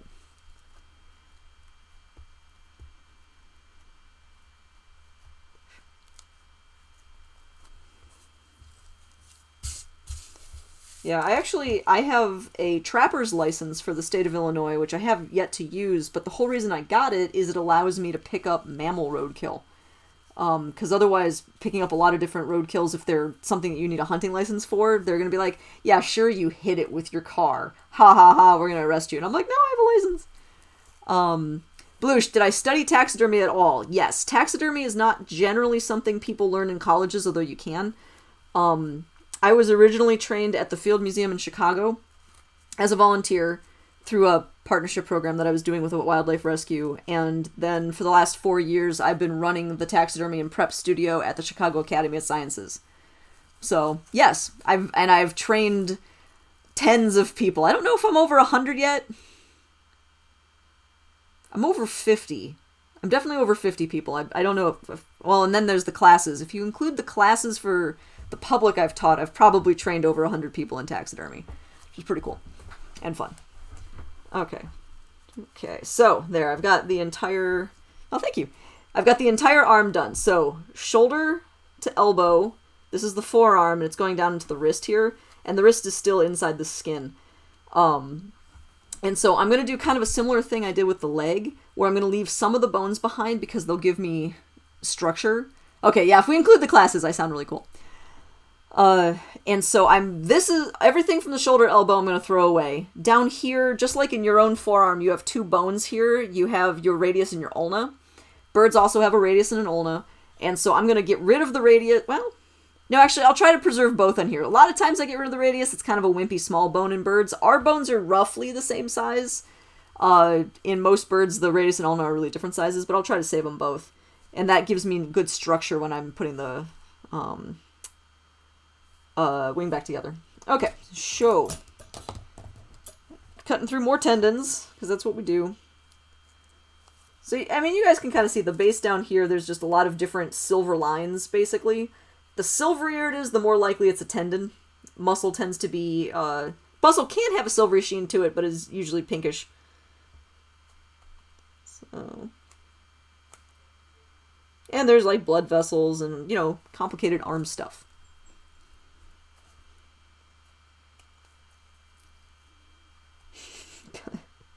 Come to my stream. I talk science about complicated arm stuff. Oh, that's interesting. There's a really thick, weird part on this bird's arm. Huh. Let me get this cleaned out so you guys can see.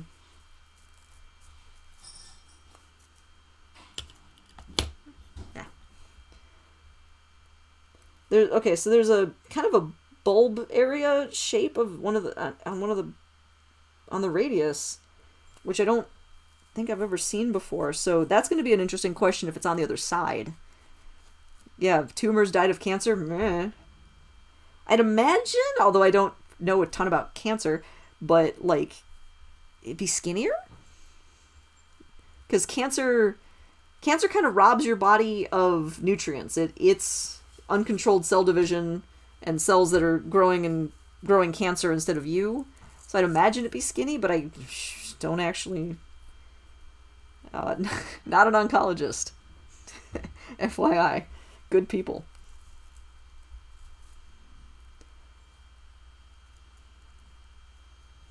There's a lot of things that I'm not. One of those is a medical doctor. Or I suppose any sort of doctor. But... Okay, so I've got, you know, all my dangly muscle bits here. Let me trim these off so I can see what I'm doing. Blap. Making the sound effects for throwing that is obviously really important to the process.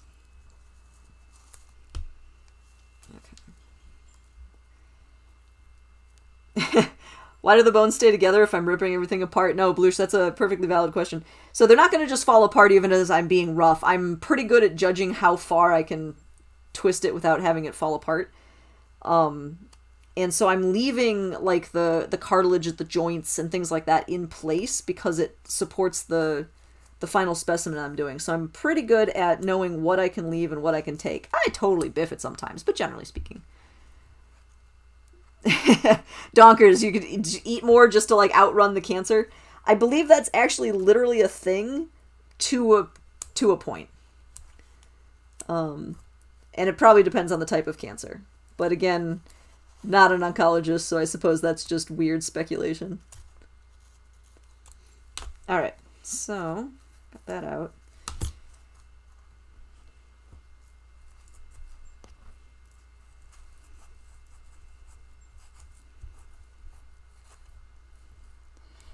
Okay, so tumors keep coming up.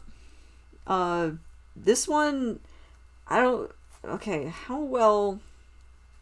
I'm trying to get this cleaned off so there's as little other stuff for you guys to be comparing it to. Oh yeah, you can see that.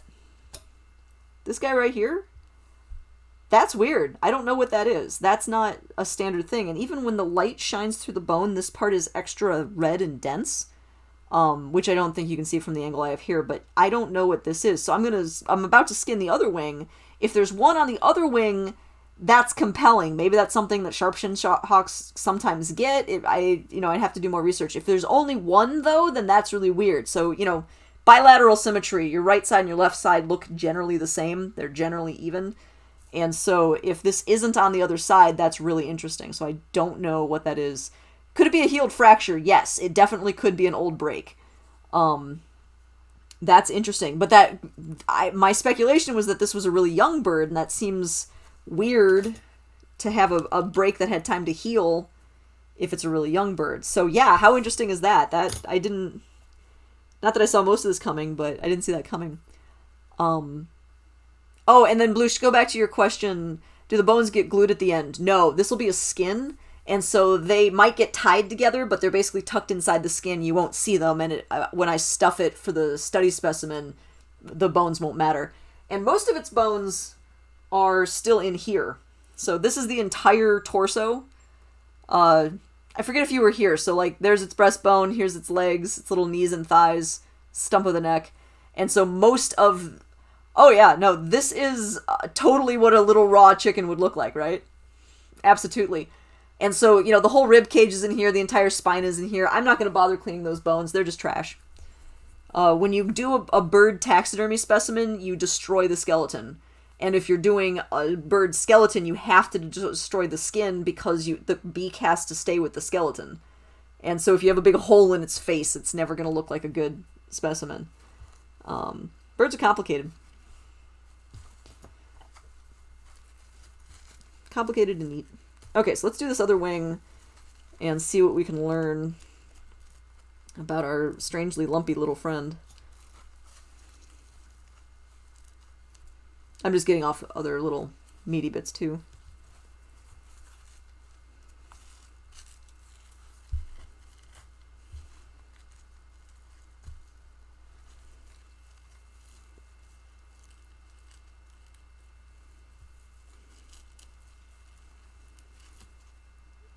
Okay.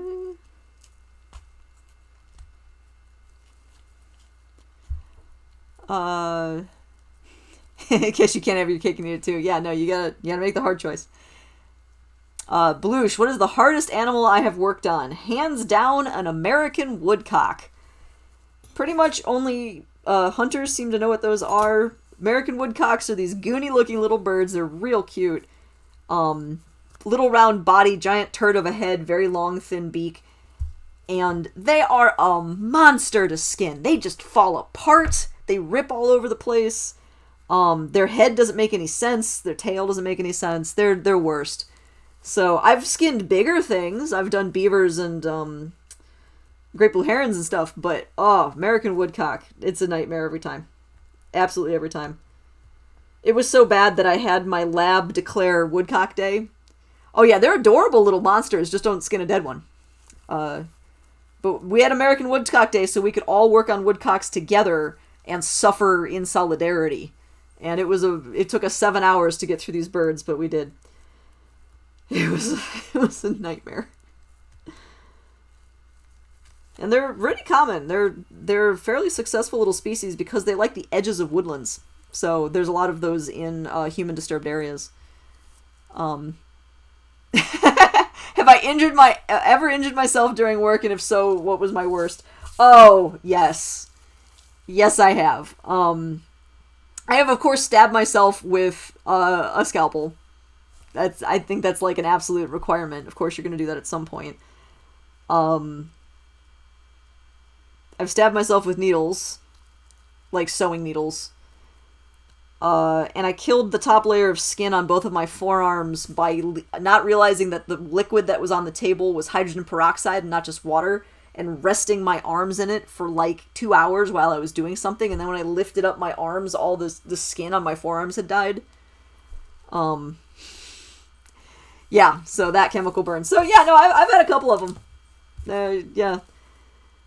Like, I on the whole, I'm pretty safe. On the whole, I'm pretty good. But because I'm used to always doing specimens when I'm talking to people, because at the museum we had the open desk where I could just talk to visitors, I'm always a little bit distracted. And sometimes you roll a 1. So, that's just how that rolls.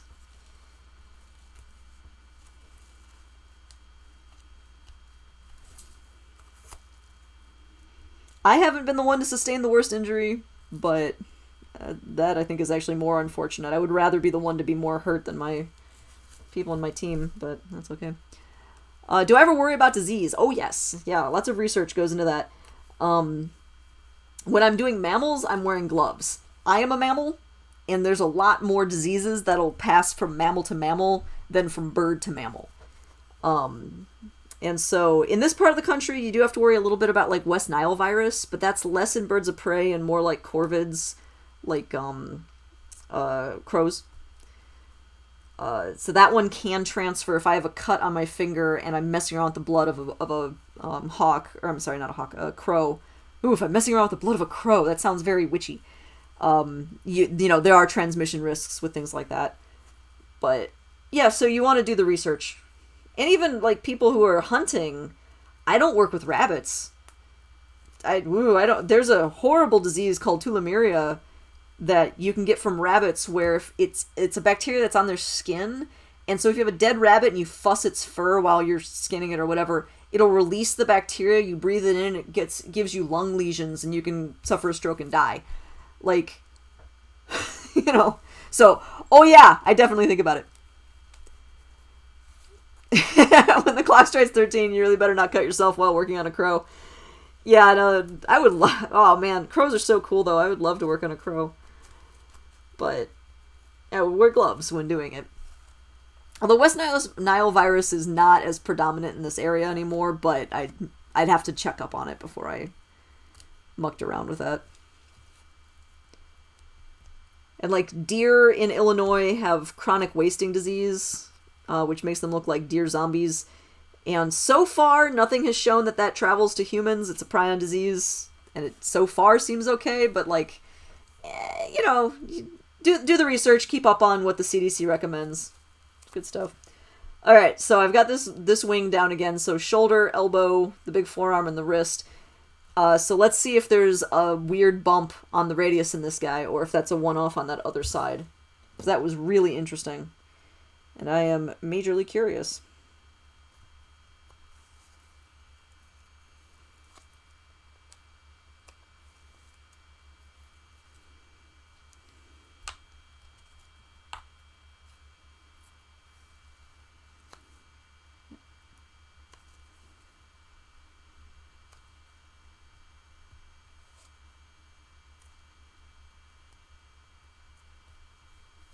Okay, no, there's not anything on this side. So that bump is, yeah, it could be an injury. It could just be malformed. I mean, babyhood is hard. You growing from very little makes you weird. Could be a tumor. So yeah, there's some malformation on the radius on the right side of the bird. That's real interesting. Have not seen that before.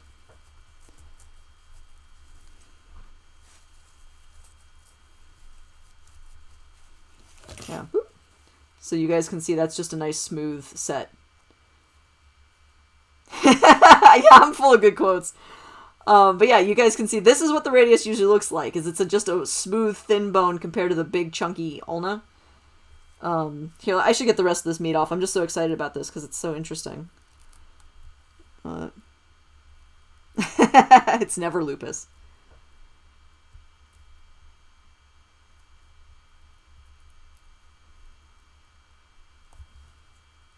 Yeah, let me get the ball of meat off the end of this, and then I'll do the side-by-side comparison so you can see the normal radius versus the weird lumpy one.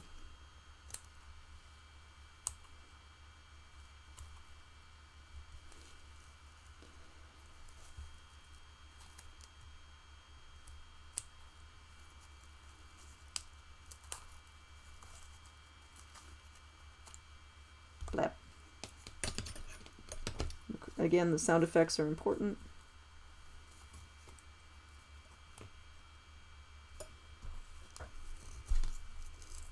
It's more wood shavings on my keyboard. I'm so annoyed I forgot to cover that. Oh well. Didn't move on. Vacuum it out.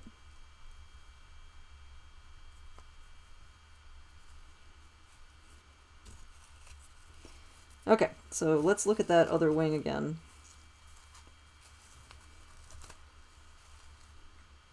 So you guys can see the, here's our weird lump versus a nice smooth radius. So that's real different. Yeah, from that angle it's even stronger. So here's the regular smooth radius and then that weird little carbuncle. So, yeah, that's strange. And there's lots of things that'll malform bones. It could be a break, it could be metabolic bone disease, which is caused by usually a vitamin deficiency. Yeah, it's America. You just don't have money to afford your hospital bills, right? Yeah, so that's real interesting. I'm actually going to take a picture of this to send to the museum. Because this will be hidden inside the specimen. Well, I guess I could take it out. I could take it out. No, we're just gonna take this out. I'm not gonna photograph this. I'm just gonna take this particular bone out. Because I don't need both of them to get a good wing shape. I can work without it.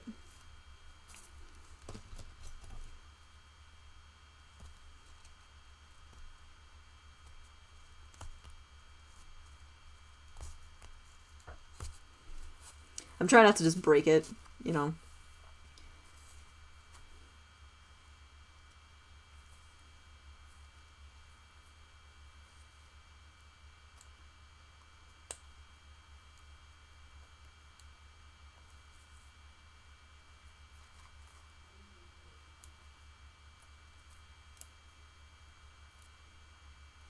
Okay. So there, I've removed that weird little bone.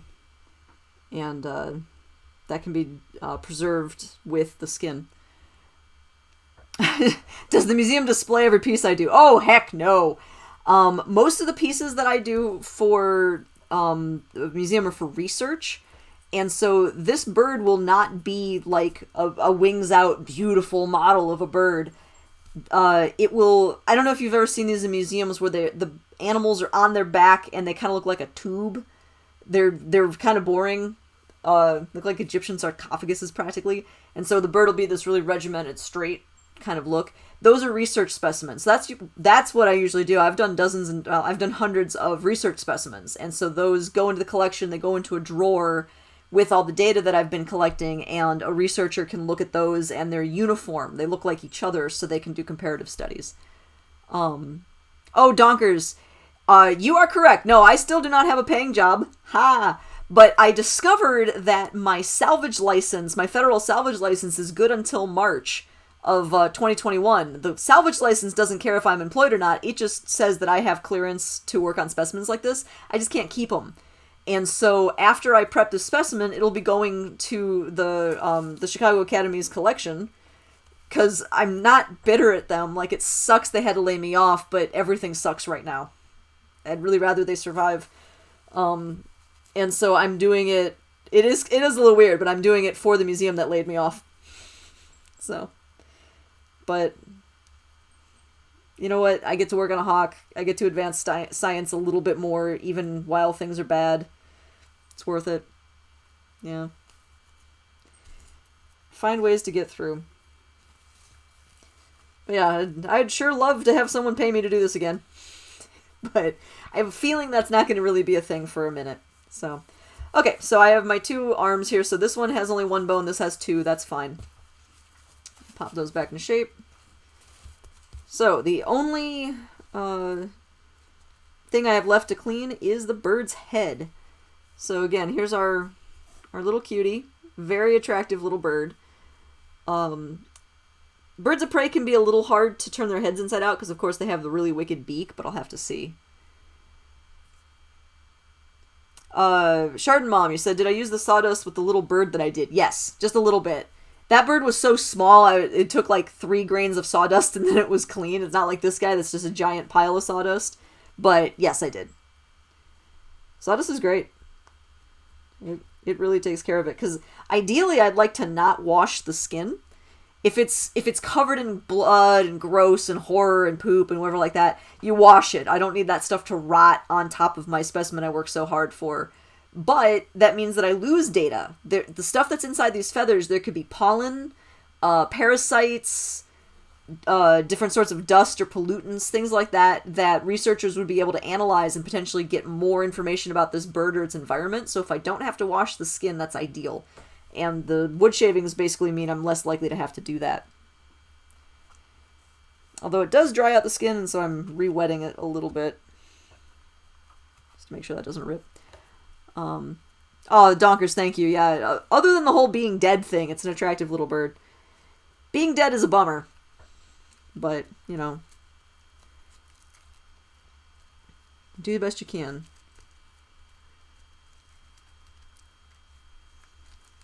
Okay, so I'm turning the head inside out. So this is the stump of the neck. This is skin kind of going over the whole skull. There might be a little bit of blood up here in places that I wouldn't expect to see it. Maybe?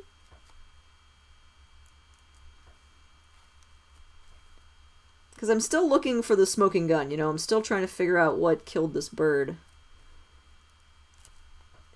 Might be a little bit of bruising up here, but I'm not. Wow, that beak is sharp. So I'm actually kind of purposely putting my fingernail up against this beak here so that it both doesn't poke me and doesn't poke through the skin. So I'm trying to keep my finger there as I work on this guy.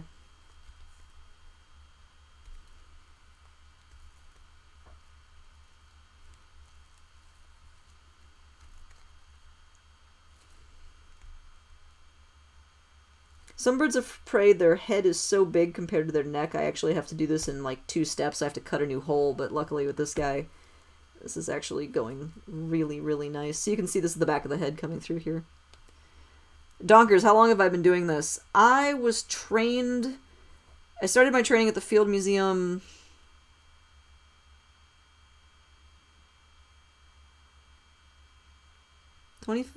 January of 2015? Somewhere in there. It's like 5 years. I think it's somewhere around 5 years. I should go back and check. There's an answer to that. I basically have to look at when I have the certification for handling birds of prey, because I had just finished my raptor handling class where I learned how to handle live birds of prey, and then I ended up doing taxidermy. Because life is a strange and winding path.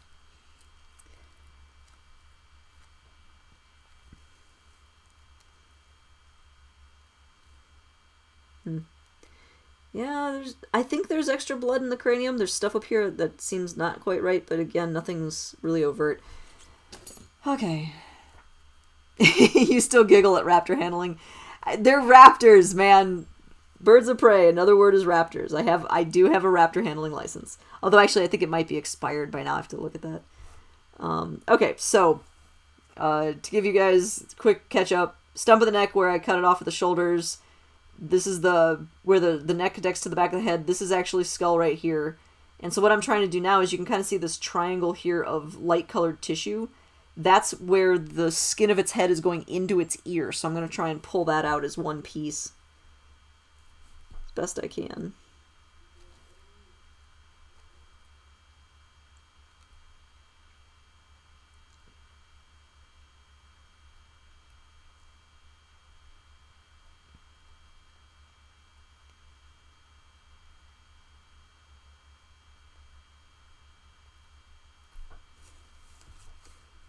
Man, I wish I had some rounder tipped forceps. Things I miss about my old lab. We had a lot of different types of tweezers. Some good ones. Alright, there we go.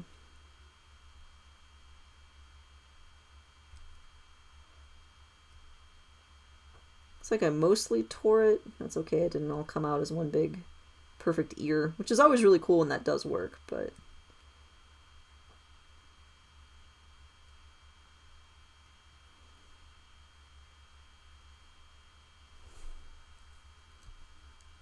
Alright, so I got that ear loose, so you guys can actually see into the head there, so that's the opening for the actual ear, and then that's the, you know, you can see some feathers there through the ear.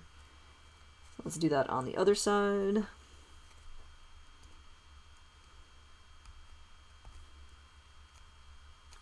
Yeah, like, I don't know how well you guys can see, there's just a blush of blood here, that doesn't seem right.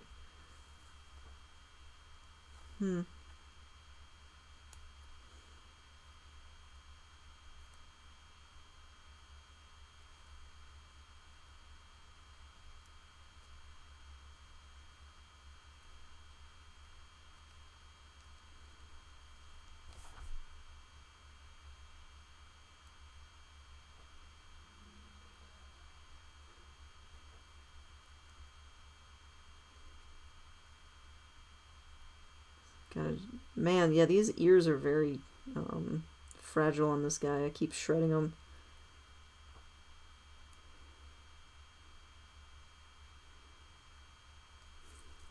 That's okay. Okay, so I got that one out. You can see into there. Next up, eyeballs. Gotta get those exposed. And out of the head. So back to how much I destroy the skeleton as I'm doing this.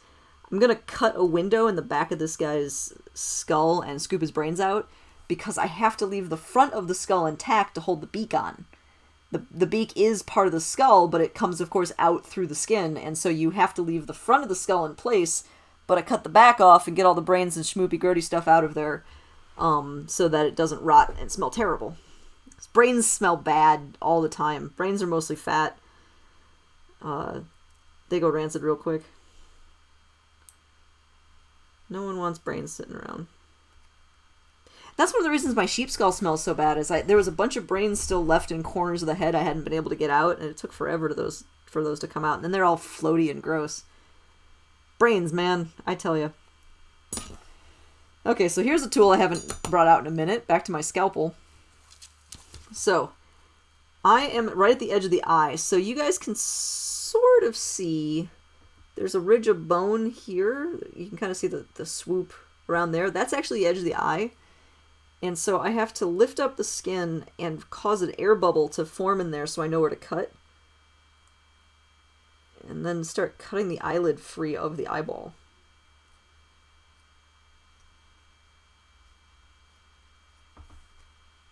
And you need that bubble, that when, you know, the bubble shows you what's attached and what's just empty air.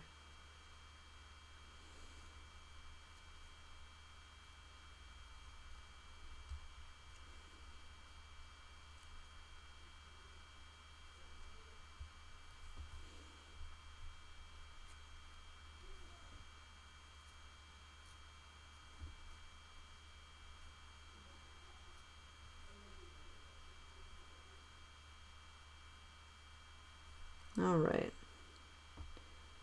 Oh, cool. Okay. What is the appeal for zombies? I know, right? Brains are gross. So this is kind of cool. You guys can see this. There we go. This little guy right here, that's a little flap of cartilage that sticks out from the skull. So you know how all birds of prey look very serious? They have a very serious expression, like they're giving you stern eyebrows. The eyebrows are actually this extra cartilage and bone that sticks out from their skull and makes little visors. So you know how like baseball caps have a little visor? They basically have those built into their skull over their eyes to give these little visor things. And so this guy's, if I can kind of gently clean this away, his is very soft. It's a little floppier than other ones I've worked on, but I guess as we're saying, I've never done a Sharp-shinned Hawk before. I've assisted other people. I've had people in my lab who've done Sharpies, but it's never me as the primary, so this is fun. Zombies. Who knows what those guys? Bad unlife choices.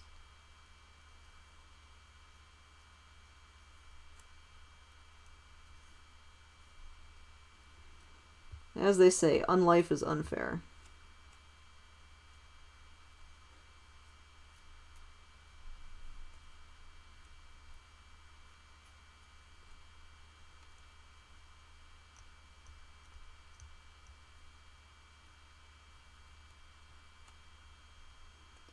Alright. Just have to get the corner of the eye out of here.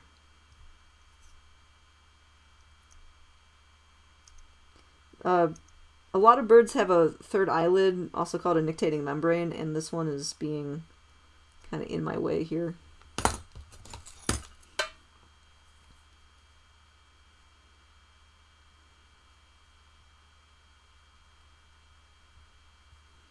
Alright. So, there is now the entire exposed eye. And so you've got the cool little eyebrow visor guy there. And then the freaking mungus eyeball. All of this thing is eyeball. But when the bird is alive, the only part you see is this central bit. So you guys can see that eyeball. Everything else is covered by skin. So there's a lot of bird eyeball that's behind the skin of their face. So all of this is eyeball. So I'm not going to dig that out yet. I'm going to get the other one loose before I do that. But then you'll see it. It's just absurd huge. Bird eyeballs are weird big.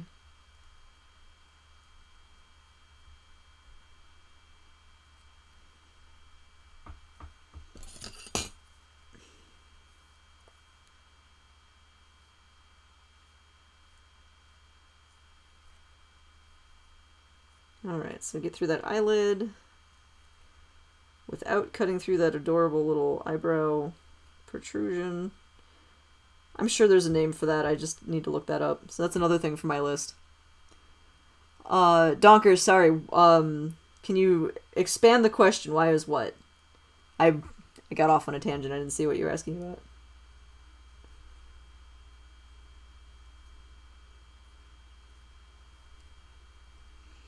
Why are the eyeballs so big?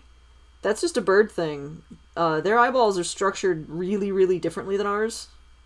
They've got bones inside of them. We don't have bones inside. What are the white bits? White bits. But the eye is mostly black. Or you mean this gloopy bit here?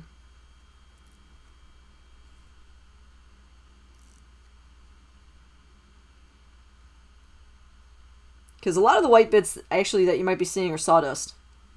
So, not here. I'm not entirely sure. Man, you guys can tell I'm getting tired. I'm losing the thread of the conversation. I had a long day. I ran a almost 5-hour role-playing game today where everybody got to pretend to be cats. Like the texture on the head. Oh, where it kind of looks bubbly back here. That's bird skull for you. Bird bones are hollow, but making a hollow skull is hard, and so the entirety of their head is basically like corrugated cardboard, where all the speckles you see are the connecting pieces. So there's 2 layers of bone with all these little connecting verticals, but the areas between them are full of air. So maybe that, or it might be sawdust. Yeah, like that's a piece of sawdust there. So yeah, you might be seeing bubbles within the skull, or you might be seeing sawdust. Let's see. Man, I left that nictitating membrane in place. Well, you can see the difference. So on this side, I cleaned off underneath the eyelid, and on this side, I haven't. So you have this big, ugly nictitating membrane looking kind of grode. Let's see if I can get that guy off. I mean, that thing was really important in the bird's life, but at this point, it's just sort of a lot of extra tissue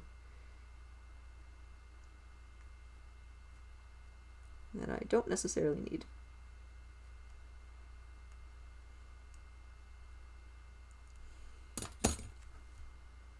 Okay, it was the sawdust. Yeah, no, birds, again, are really good at finding ways to save weight, and their bones are actually part of their respiratory system, which is weird and cool. Birds, they're weird and cool. That's your takeaway here. Weird and also cool.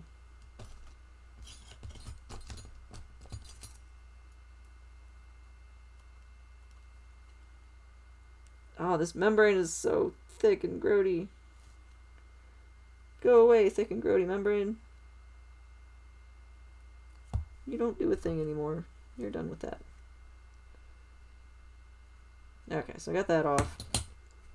Okay, so I've got both eyeballs exposed. Now I gotta get them out of there. Flap. So, have I ever done owls? Yes, I have done a couple of owls. I've done great horned owls, screech owls. I think that's it. I think we just had great horns and screeches, which are pretty funny in size difference. Yeah, their necks are weird, but honestly, all bird necks are weird. We think about it with owls because they can do that turny thing, but honestly, all bird necks are kind of longer than you really think they should be. They're a little creepy. Actually, no, I want the scalpel. So you actually have to cut the eyeball loose. Eyeballs are really embedded in heads with a lot of strength because you don't want them just, you know, rolling around or falling out of your noggin. So you have to do a lot of cutting to get them actually loosen out. Which, you know, is kind of nice, I guess. The system obviously works.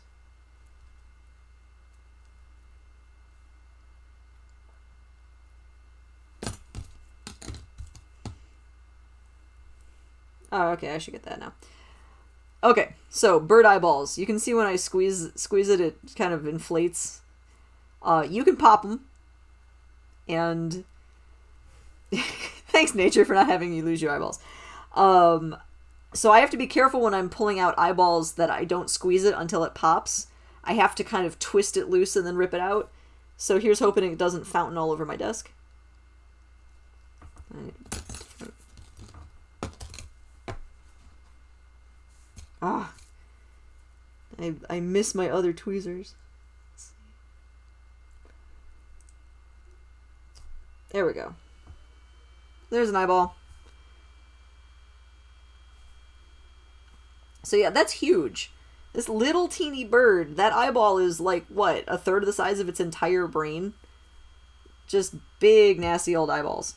So, the giant bone inside.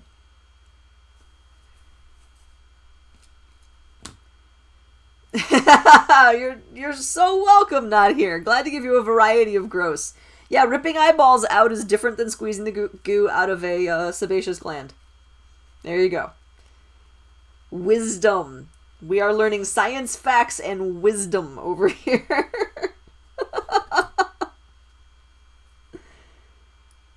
Whatever helps everybody sleep well tonight. Except Donkers, because Donkers doesn't sleep. Donkers is insomniac extraordinaire.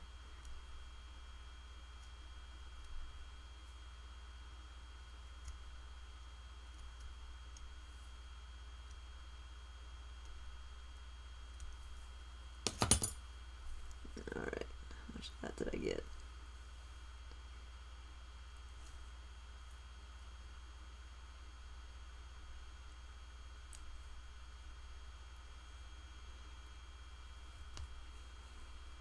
Donkers, you're saying you're wondering if any image processing is done in the eyeball to ease computation of the brain.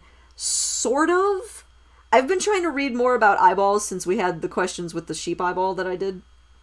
And I read an interesting paper, I think it was just from like Scientific American actually, that said that eyeballs are basically just an extension of your neurotissue, so they're just part of your brain that sticks out the front of your face. And so, yes, I think you actually do have a certain amount of computation you can do with your eye is kind of how I'd read that, though I'm not totally sure. Well, thank you. I hopefully we'll put you to bed soon. I should be wrapping up in the not too distant future. So I've got this other eyeball. I've got the optic nerve. And then let's just get that eye out. Oop. Oh, there's a lot of extra tissue. Grim, hold on.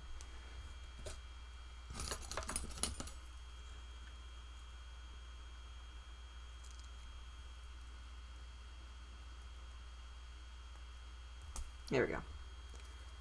Alright, eyeballs are out. Looks really good. Okay, so now I have, empty eye sockets. He's kind of looking at his own skin, which is a little weird. Back of the head, neck. And so now I gotta clear his brains out. And other stuff. I don't need that tongue. You guys, people who were on earlier got to see the very cute tongue. But I don't need that crap. So I'm basically gonna cut through the back of his head. This part makes a lot of crunching sounds, so just be ready.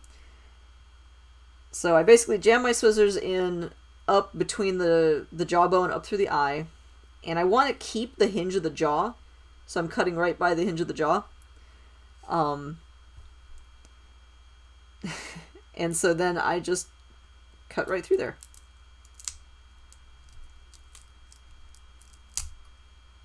Oh, that was a good solid. And again. Yeah, not here. I wasn't sure where you were going with that.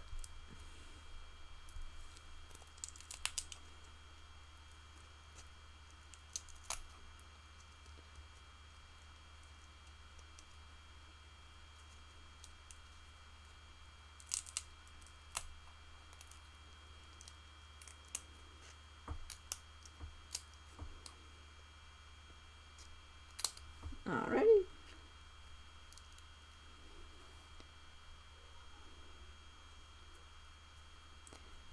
Alright, Donkers, you said it makes sense as imaging process is highly specific type of computation, but still needs to be somewhat flexible, so it makes sense for the brain not to do it. Then again, maybe you're just comparing it too much against how humans make machines to do stuff. Yeah, you have to be careful not to, reverse anthropomorphize. Just because it's how we've solved a problem doesn't mean that's how biology solved a problem. But, it's still an interesting place to start, so why not look there? Try to figure that out.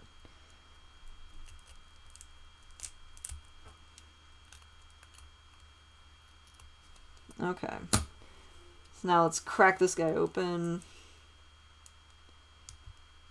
Get those brains out. Crunch. Crunch, crunch.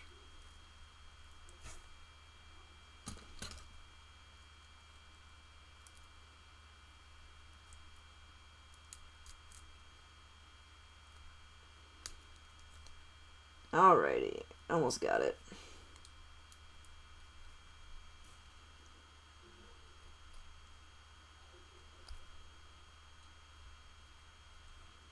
Well, there's his tongue. What's the rest of this doing?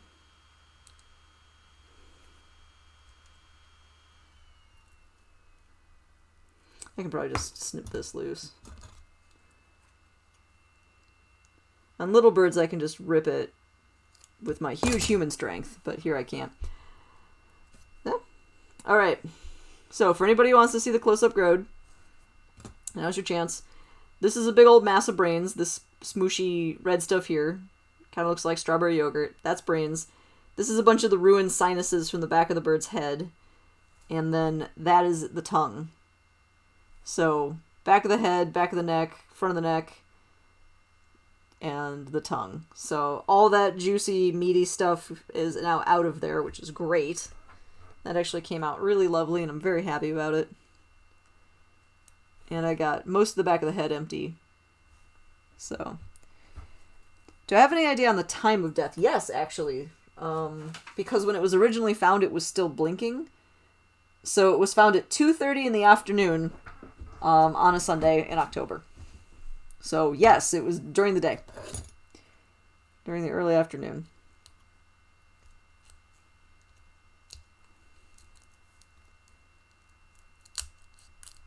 I'm cleaning out extra bone fragments right now.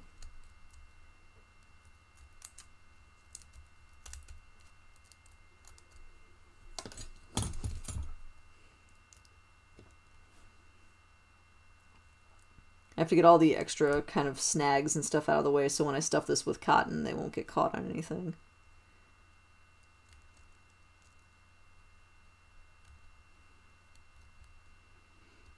And, you know, getting little last brain morsels out of here.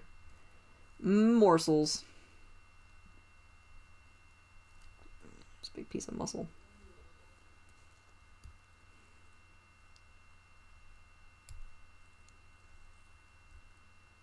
Okay. Well, that came clean just delightfully quickly. So that's nice.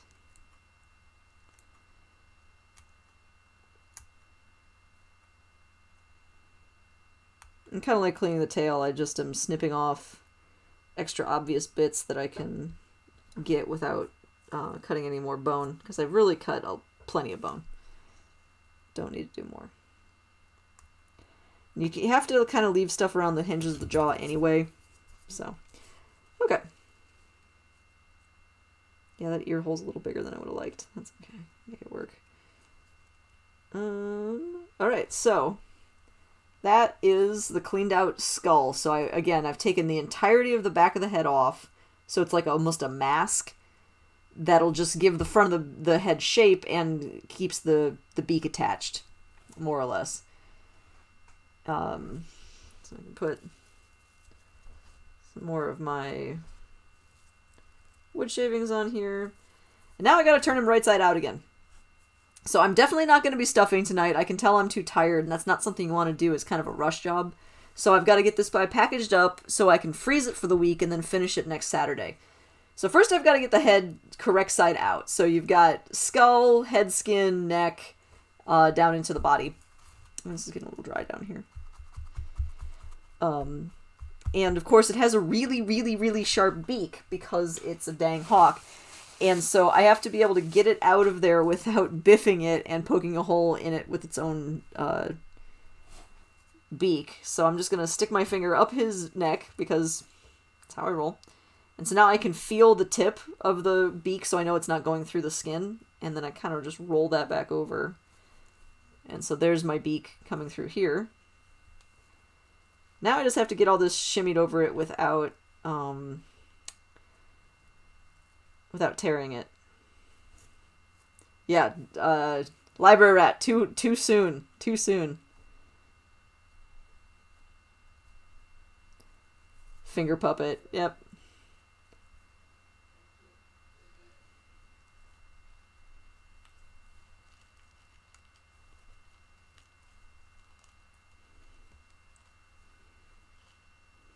Okay. That's most of it. Okay, there. Oof. Okay, then I just got the head right side out. So you can see right through his little eyeball holes there. Library rat, you're not a jerk. But your timing is hilarious. No, I have a few minor tears. So this is something people in the biz know happened. But Moose, you said, how much does one of these guys weigh when you're finished? Lighter or heavier than before? Oh, interesting question. So right now I weigh lighter because it's just the empty skin. It will remain pretty light. When I'm doing a study specimen, which is what this guy's going to become, the stuffing is just cotton, my nice little pillow. So I have raw cotton that I'll stuff it with, and I usually put like a skewer or a wire for its backbone and, some thread and cable. So it's very, very light. So because there's no water content, it's definitely lighter than the original body of the bird. However, if you're doing a mounted specimen, so you're doing one that's meant to look lifelike when you're done, it's standing upright, it has glass eyes, all that, then it's going to probably weigh more. I think still potentially less than the bird just because without the water weight, but it'd be closer. Raw cotton organic filling. Yeah, you never use plastic to stuff one of these birds if you can possibly help it, in my ever so humble opinion. Like you wouldn't use polyfill like you use for a stuffed animal or a teddy bear. It wouldn't come out the right shape. You use cotton because cotton is, it's a dry cellulose, so it's not going to rot. And unlike wool holds moisture. You wouldn't want to use wool, but cotton repels water. So this is why, in the Scouts, cotton kills, blah, blah, blah. But it repels moisture, it repels most funguses, and it holds its shape really nicely. Why not plastics? Well, polyfill is slippery. So if I'm trying to remold the shape of my specimen, you can't mold it. You can't really give it a good shape. It's meant to slide past each other, and that's why your pillow stays fluffy, mostly, instead of just kind of mushing into a hard brick. Whereas if you stuff a pillow with cotton, it'll mush into a hard little brick eventually. Because cotton, the actual fibers are covered in these little teeth, these little offshoot things. So you can mold cotton, you can't really mold plastic. So, no, it's funny, you can. So if you go into like taxidermy sales stuff, so Mackenzie or Wasco or any of those big name vendors, they will sell you a polyurethane body form that so a fox body form. It's already shaped like the fox, and you can just slide the skin over it. The problem with polyurethane, and anybody who's ever used polyurethane for crafting, after 5-10 years at most, it starts to change color. And so the polyurethane takes on kind of an orange color. So if you've ever had like a tabletop covered in polyurethane, it gets that kind of amber color. But then worse, after like 30, 40, 50 years, it becomes sticky. And it actually starts losing its structure and becomes this more sticky mass. You don't want that inside of taxidermy, especially if you're not going to be using it in a museum setting where you want it to last for hundreds of years. So having a polyurethane core is something, again, you can buy in magazines, and that's fine. If you're going to hang a moose head in your house for, gooey fox. If they're your own specimens, you're a hunter, and you want to be able to get it on display for your enjoyment during the course of your lifetime, whatever, fine, use polyurethane. But if you want it to really last, I would recommend against polyurethane. It will crumble and fall apart. Plastic has a long life in terms of being a pollutant, so if it's plastic in the ocean, it'll be there for a long time, but it no longer looks like the thing. It falls apart, it becomes this weird sticky mass, they crumble. Yeah, so plastics don't have the shelf life, whereas like frickin' cotton, it's a stable cellulose. The cellular structure is just really basic, and it stays really well. So, yeah, it's, Library Rat, you're ridiculous. You stop. But thank you for the bits. So, yeah, there are definitely plastics and polymers and things that can be useful, but you have to know what their chemical structure is and how it will age over time. And since plastics are new, people don't necessarily know all that stuff yet. Which is why, like, they're trying to preserve the original spacesuits that American astronauts used to, like, go to the moon, and they're just falling apart and stuff that no one ever anticipated. So, plastics. There's an entire TED Talk there somewhere. Alright, so, good people. We have a very floppy bird skin. So this is now, the only bones that are left in this bird are the front of the face to hold that beak on. So there's just a little bit of bone giving that head structure, and then there's the bones down here at the base of the foot. Moose, go ahead. Sorry. No, not Lance Armstrong, his spacesuit. I mean, you could, although taxiderming humans is funky for a lot of reasons, including we don't have hair, so you would see the dried, nasty skin. Oh, but then you put him in the suit. Oh, okay. No, see, that's the thing.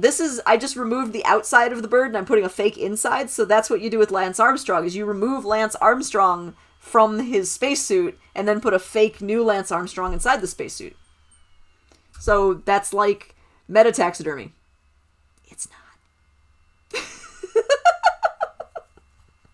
Alright, so, is taxidermy on humans legal?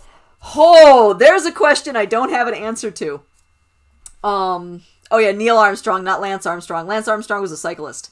Thank you, Library Rat. Neil Armstrong. So taxidermying humans. The short answer is heck no. The longer answer is kind of. If it's with the consent of that person. So if anybody's aware of like the Body Worlds exhibit, it's a traveling exhibit where they plasticized real human bodies. It's amazing, and it's somewhat disquieting, and you'll think about testicles for the rest of your day if you go to it. And I'm not kidding. But I really recommend it. So, if you... Yes, you can preserve humans. There's legal ways to do it, but you need the informed consent of the human being. And so, yes, kind of. Heck, embalming, like, the thing they do to most people, dead people's bodies before they get buried is sort of preservation-y taxidermy-ist.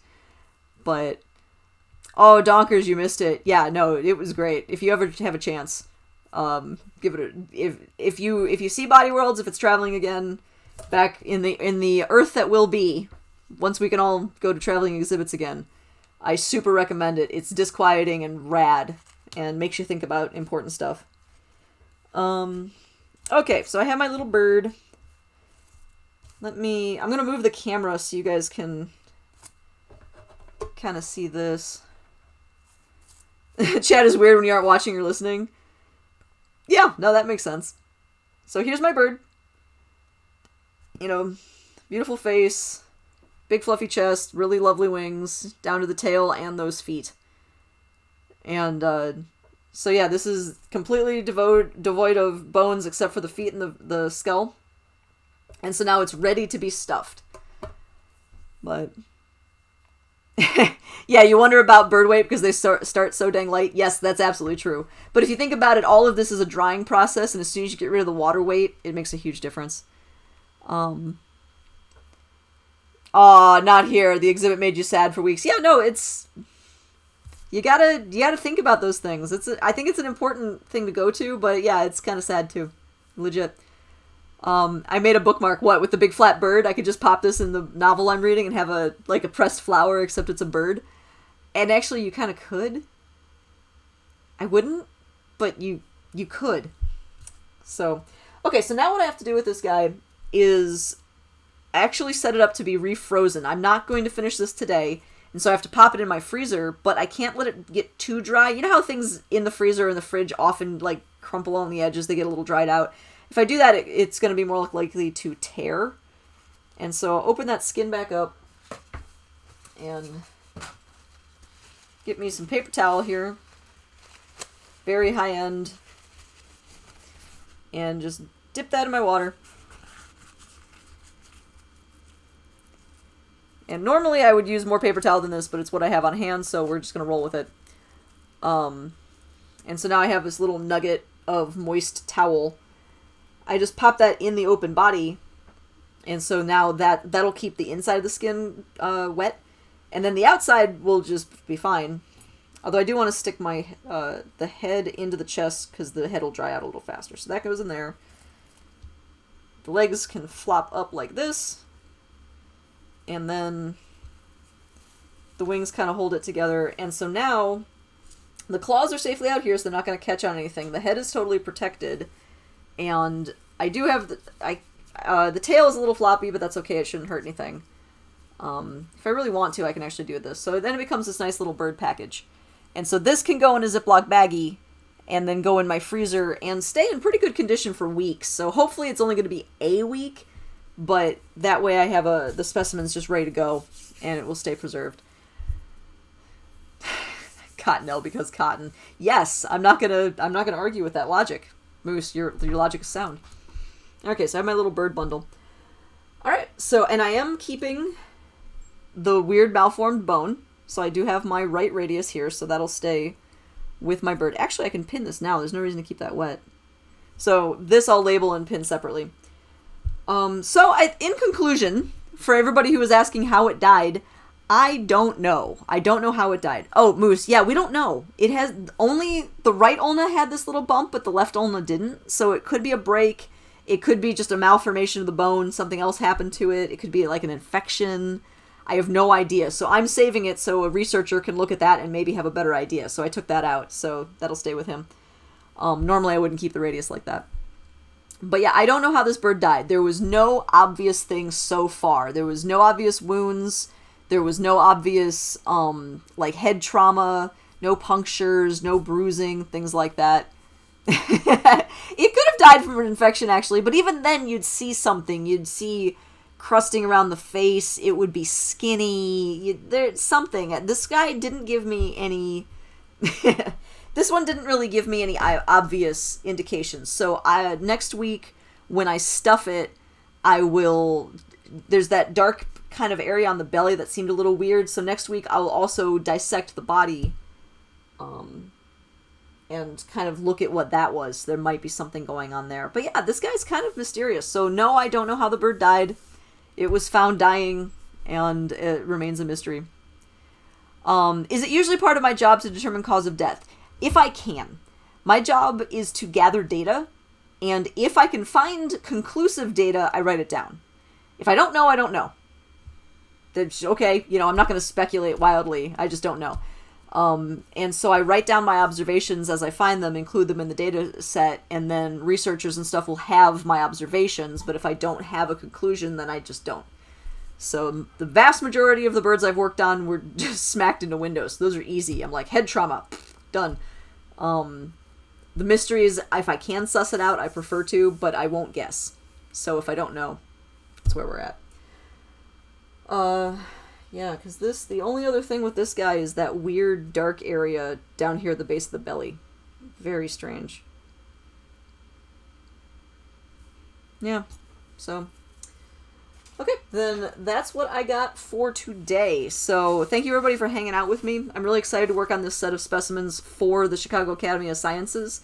So again, legal speak here. Do not pick up dead birds. It is probably illegal in your area. Check with the Department of Natural Resources before you touch anything like that. There's also potential health and safety things, but the big one is it's probably illegal, so don't do it. I do have a license to do this.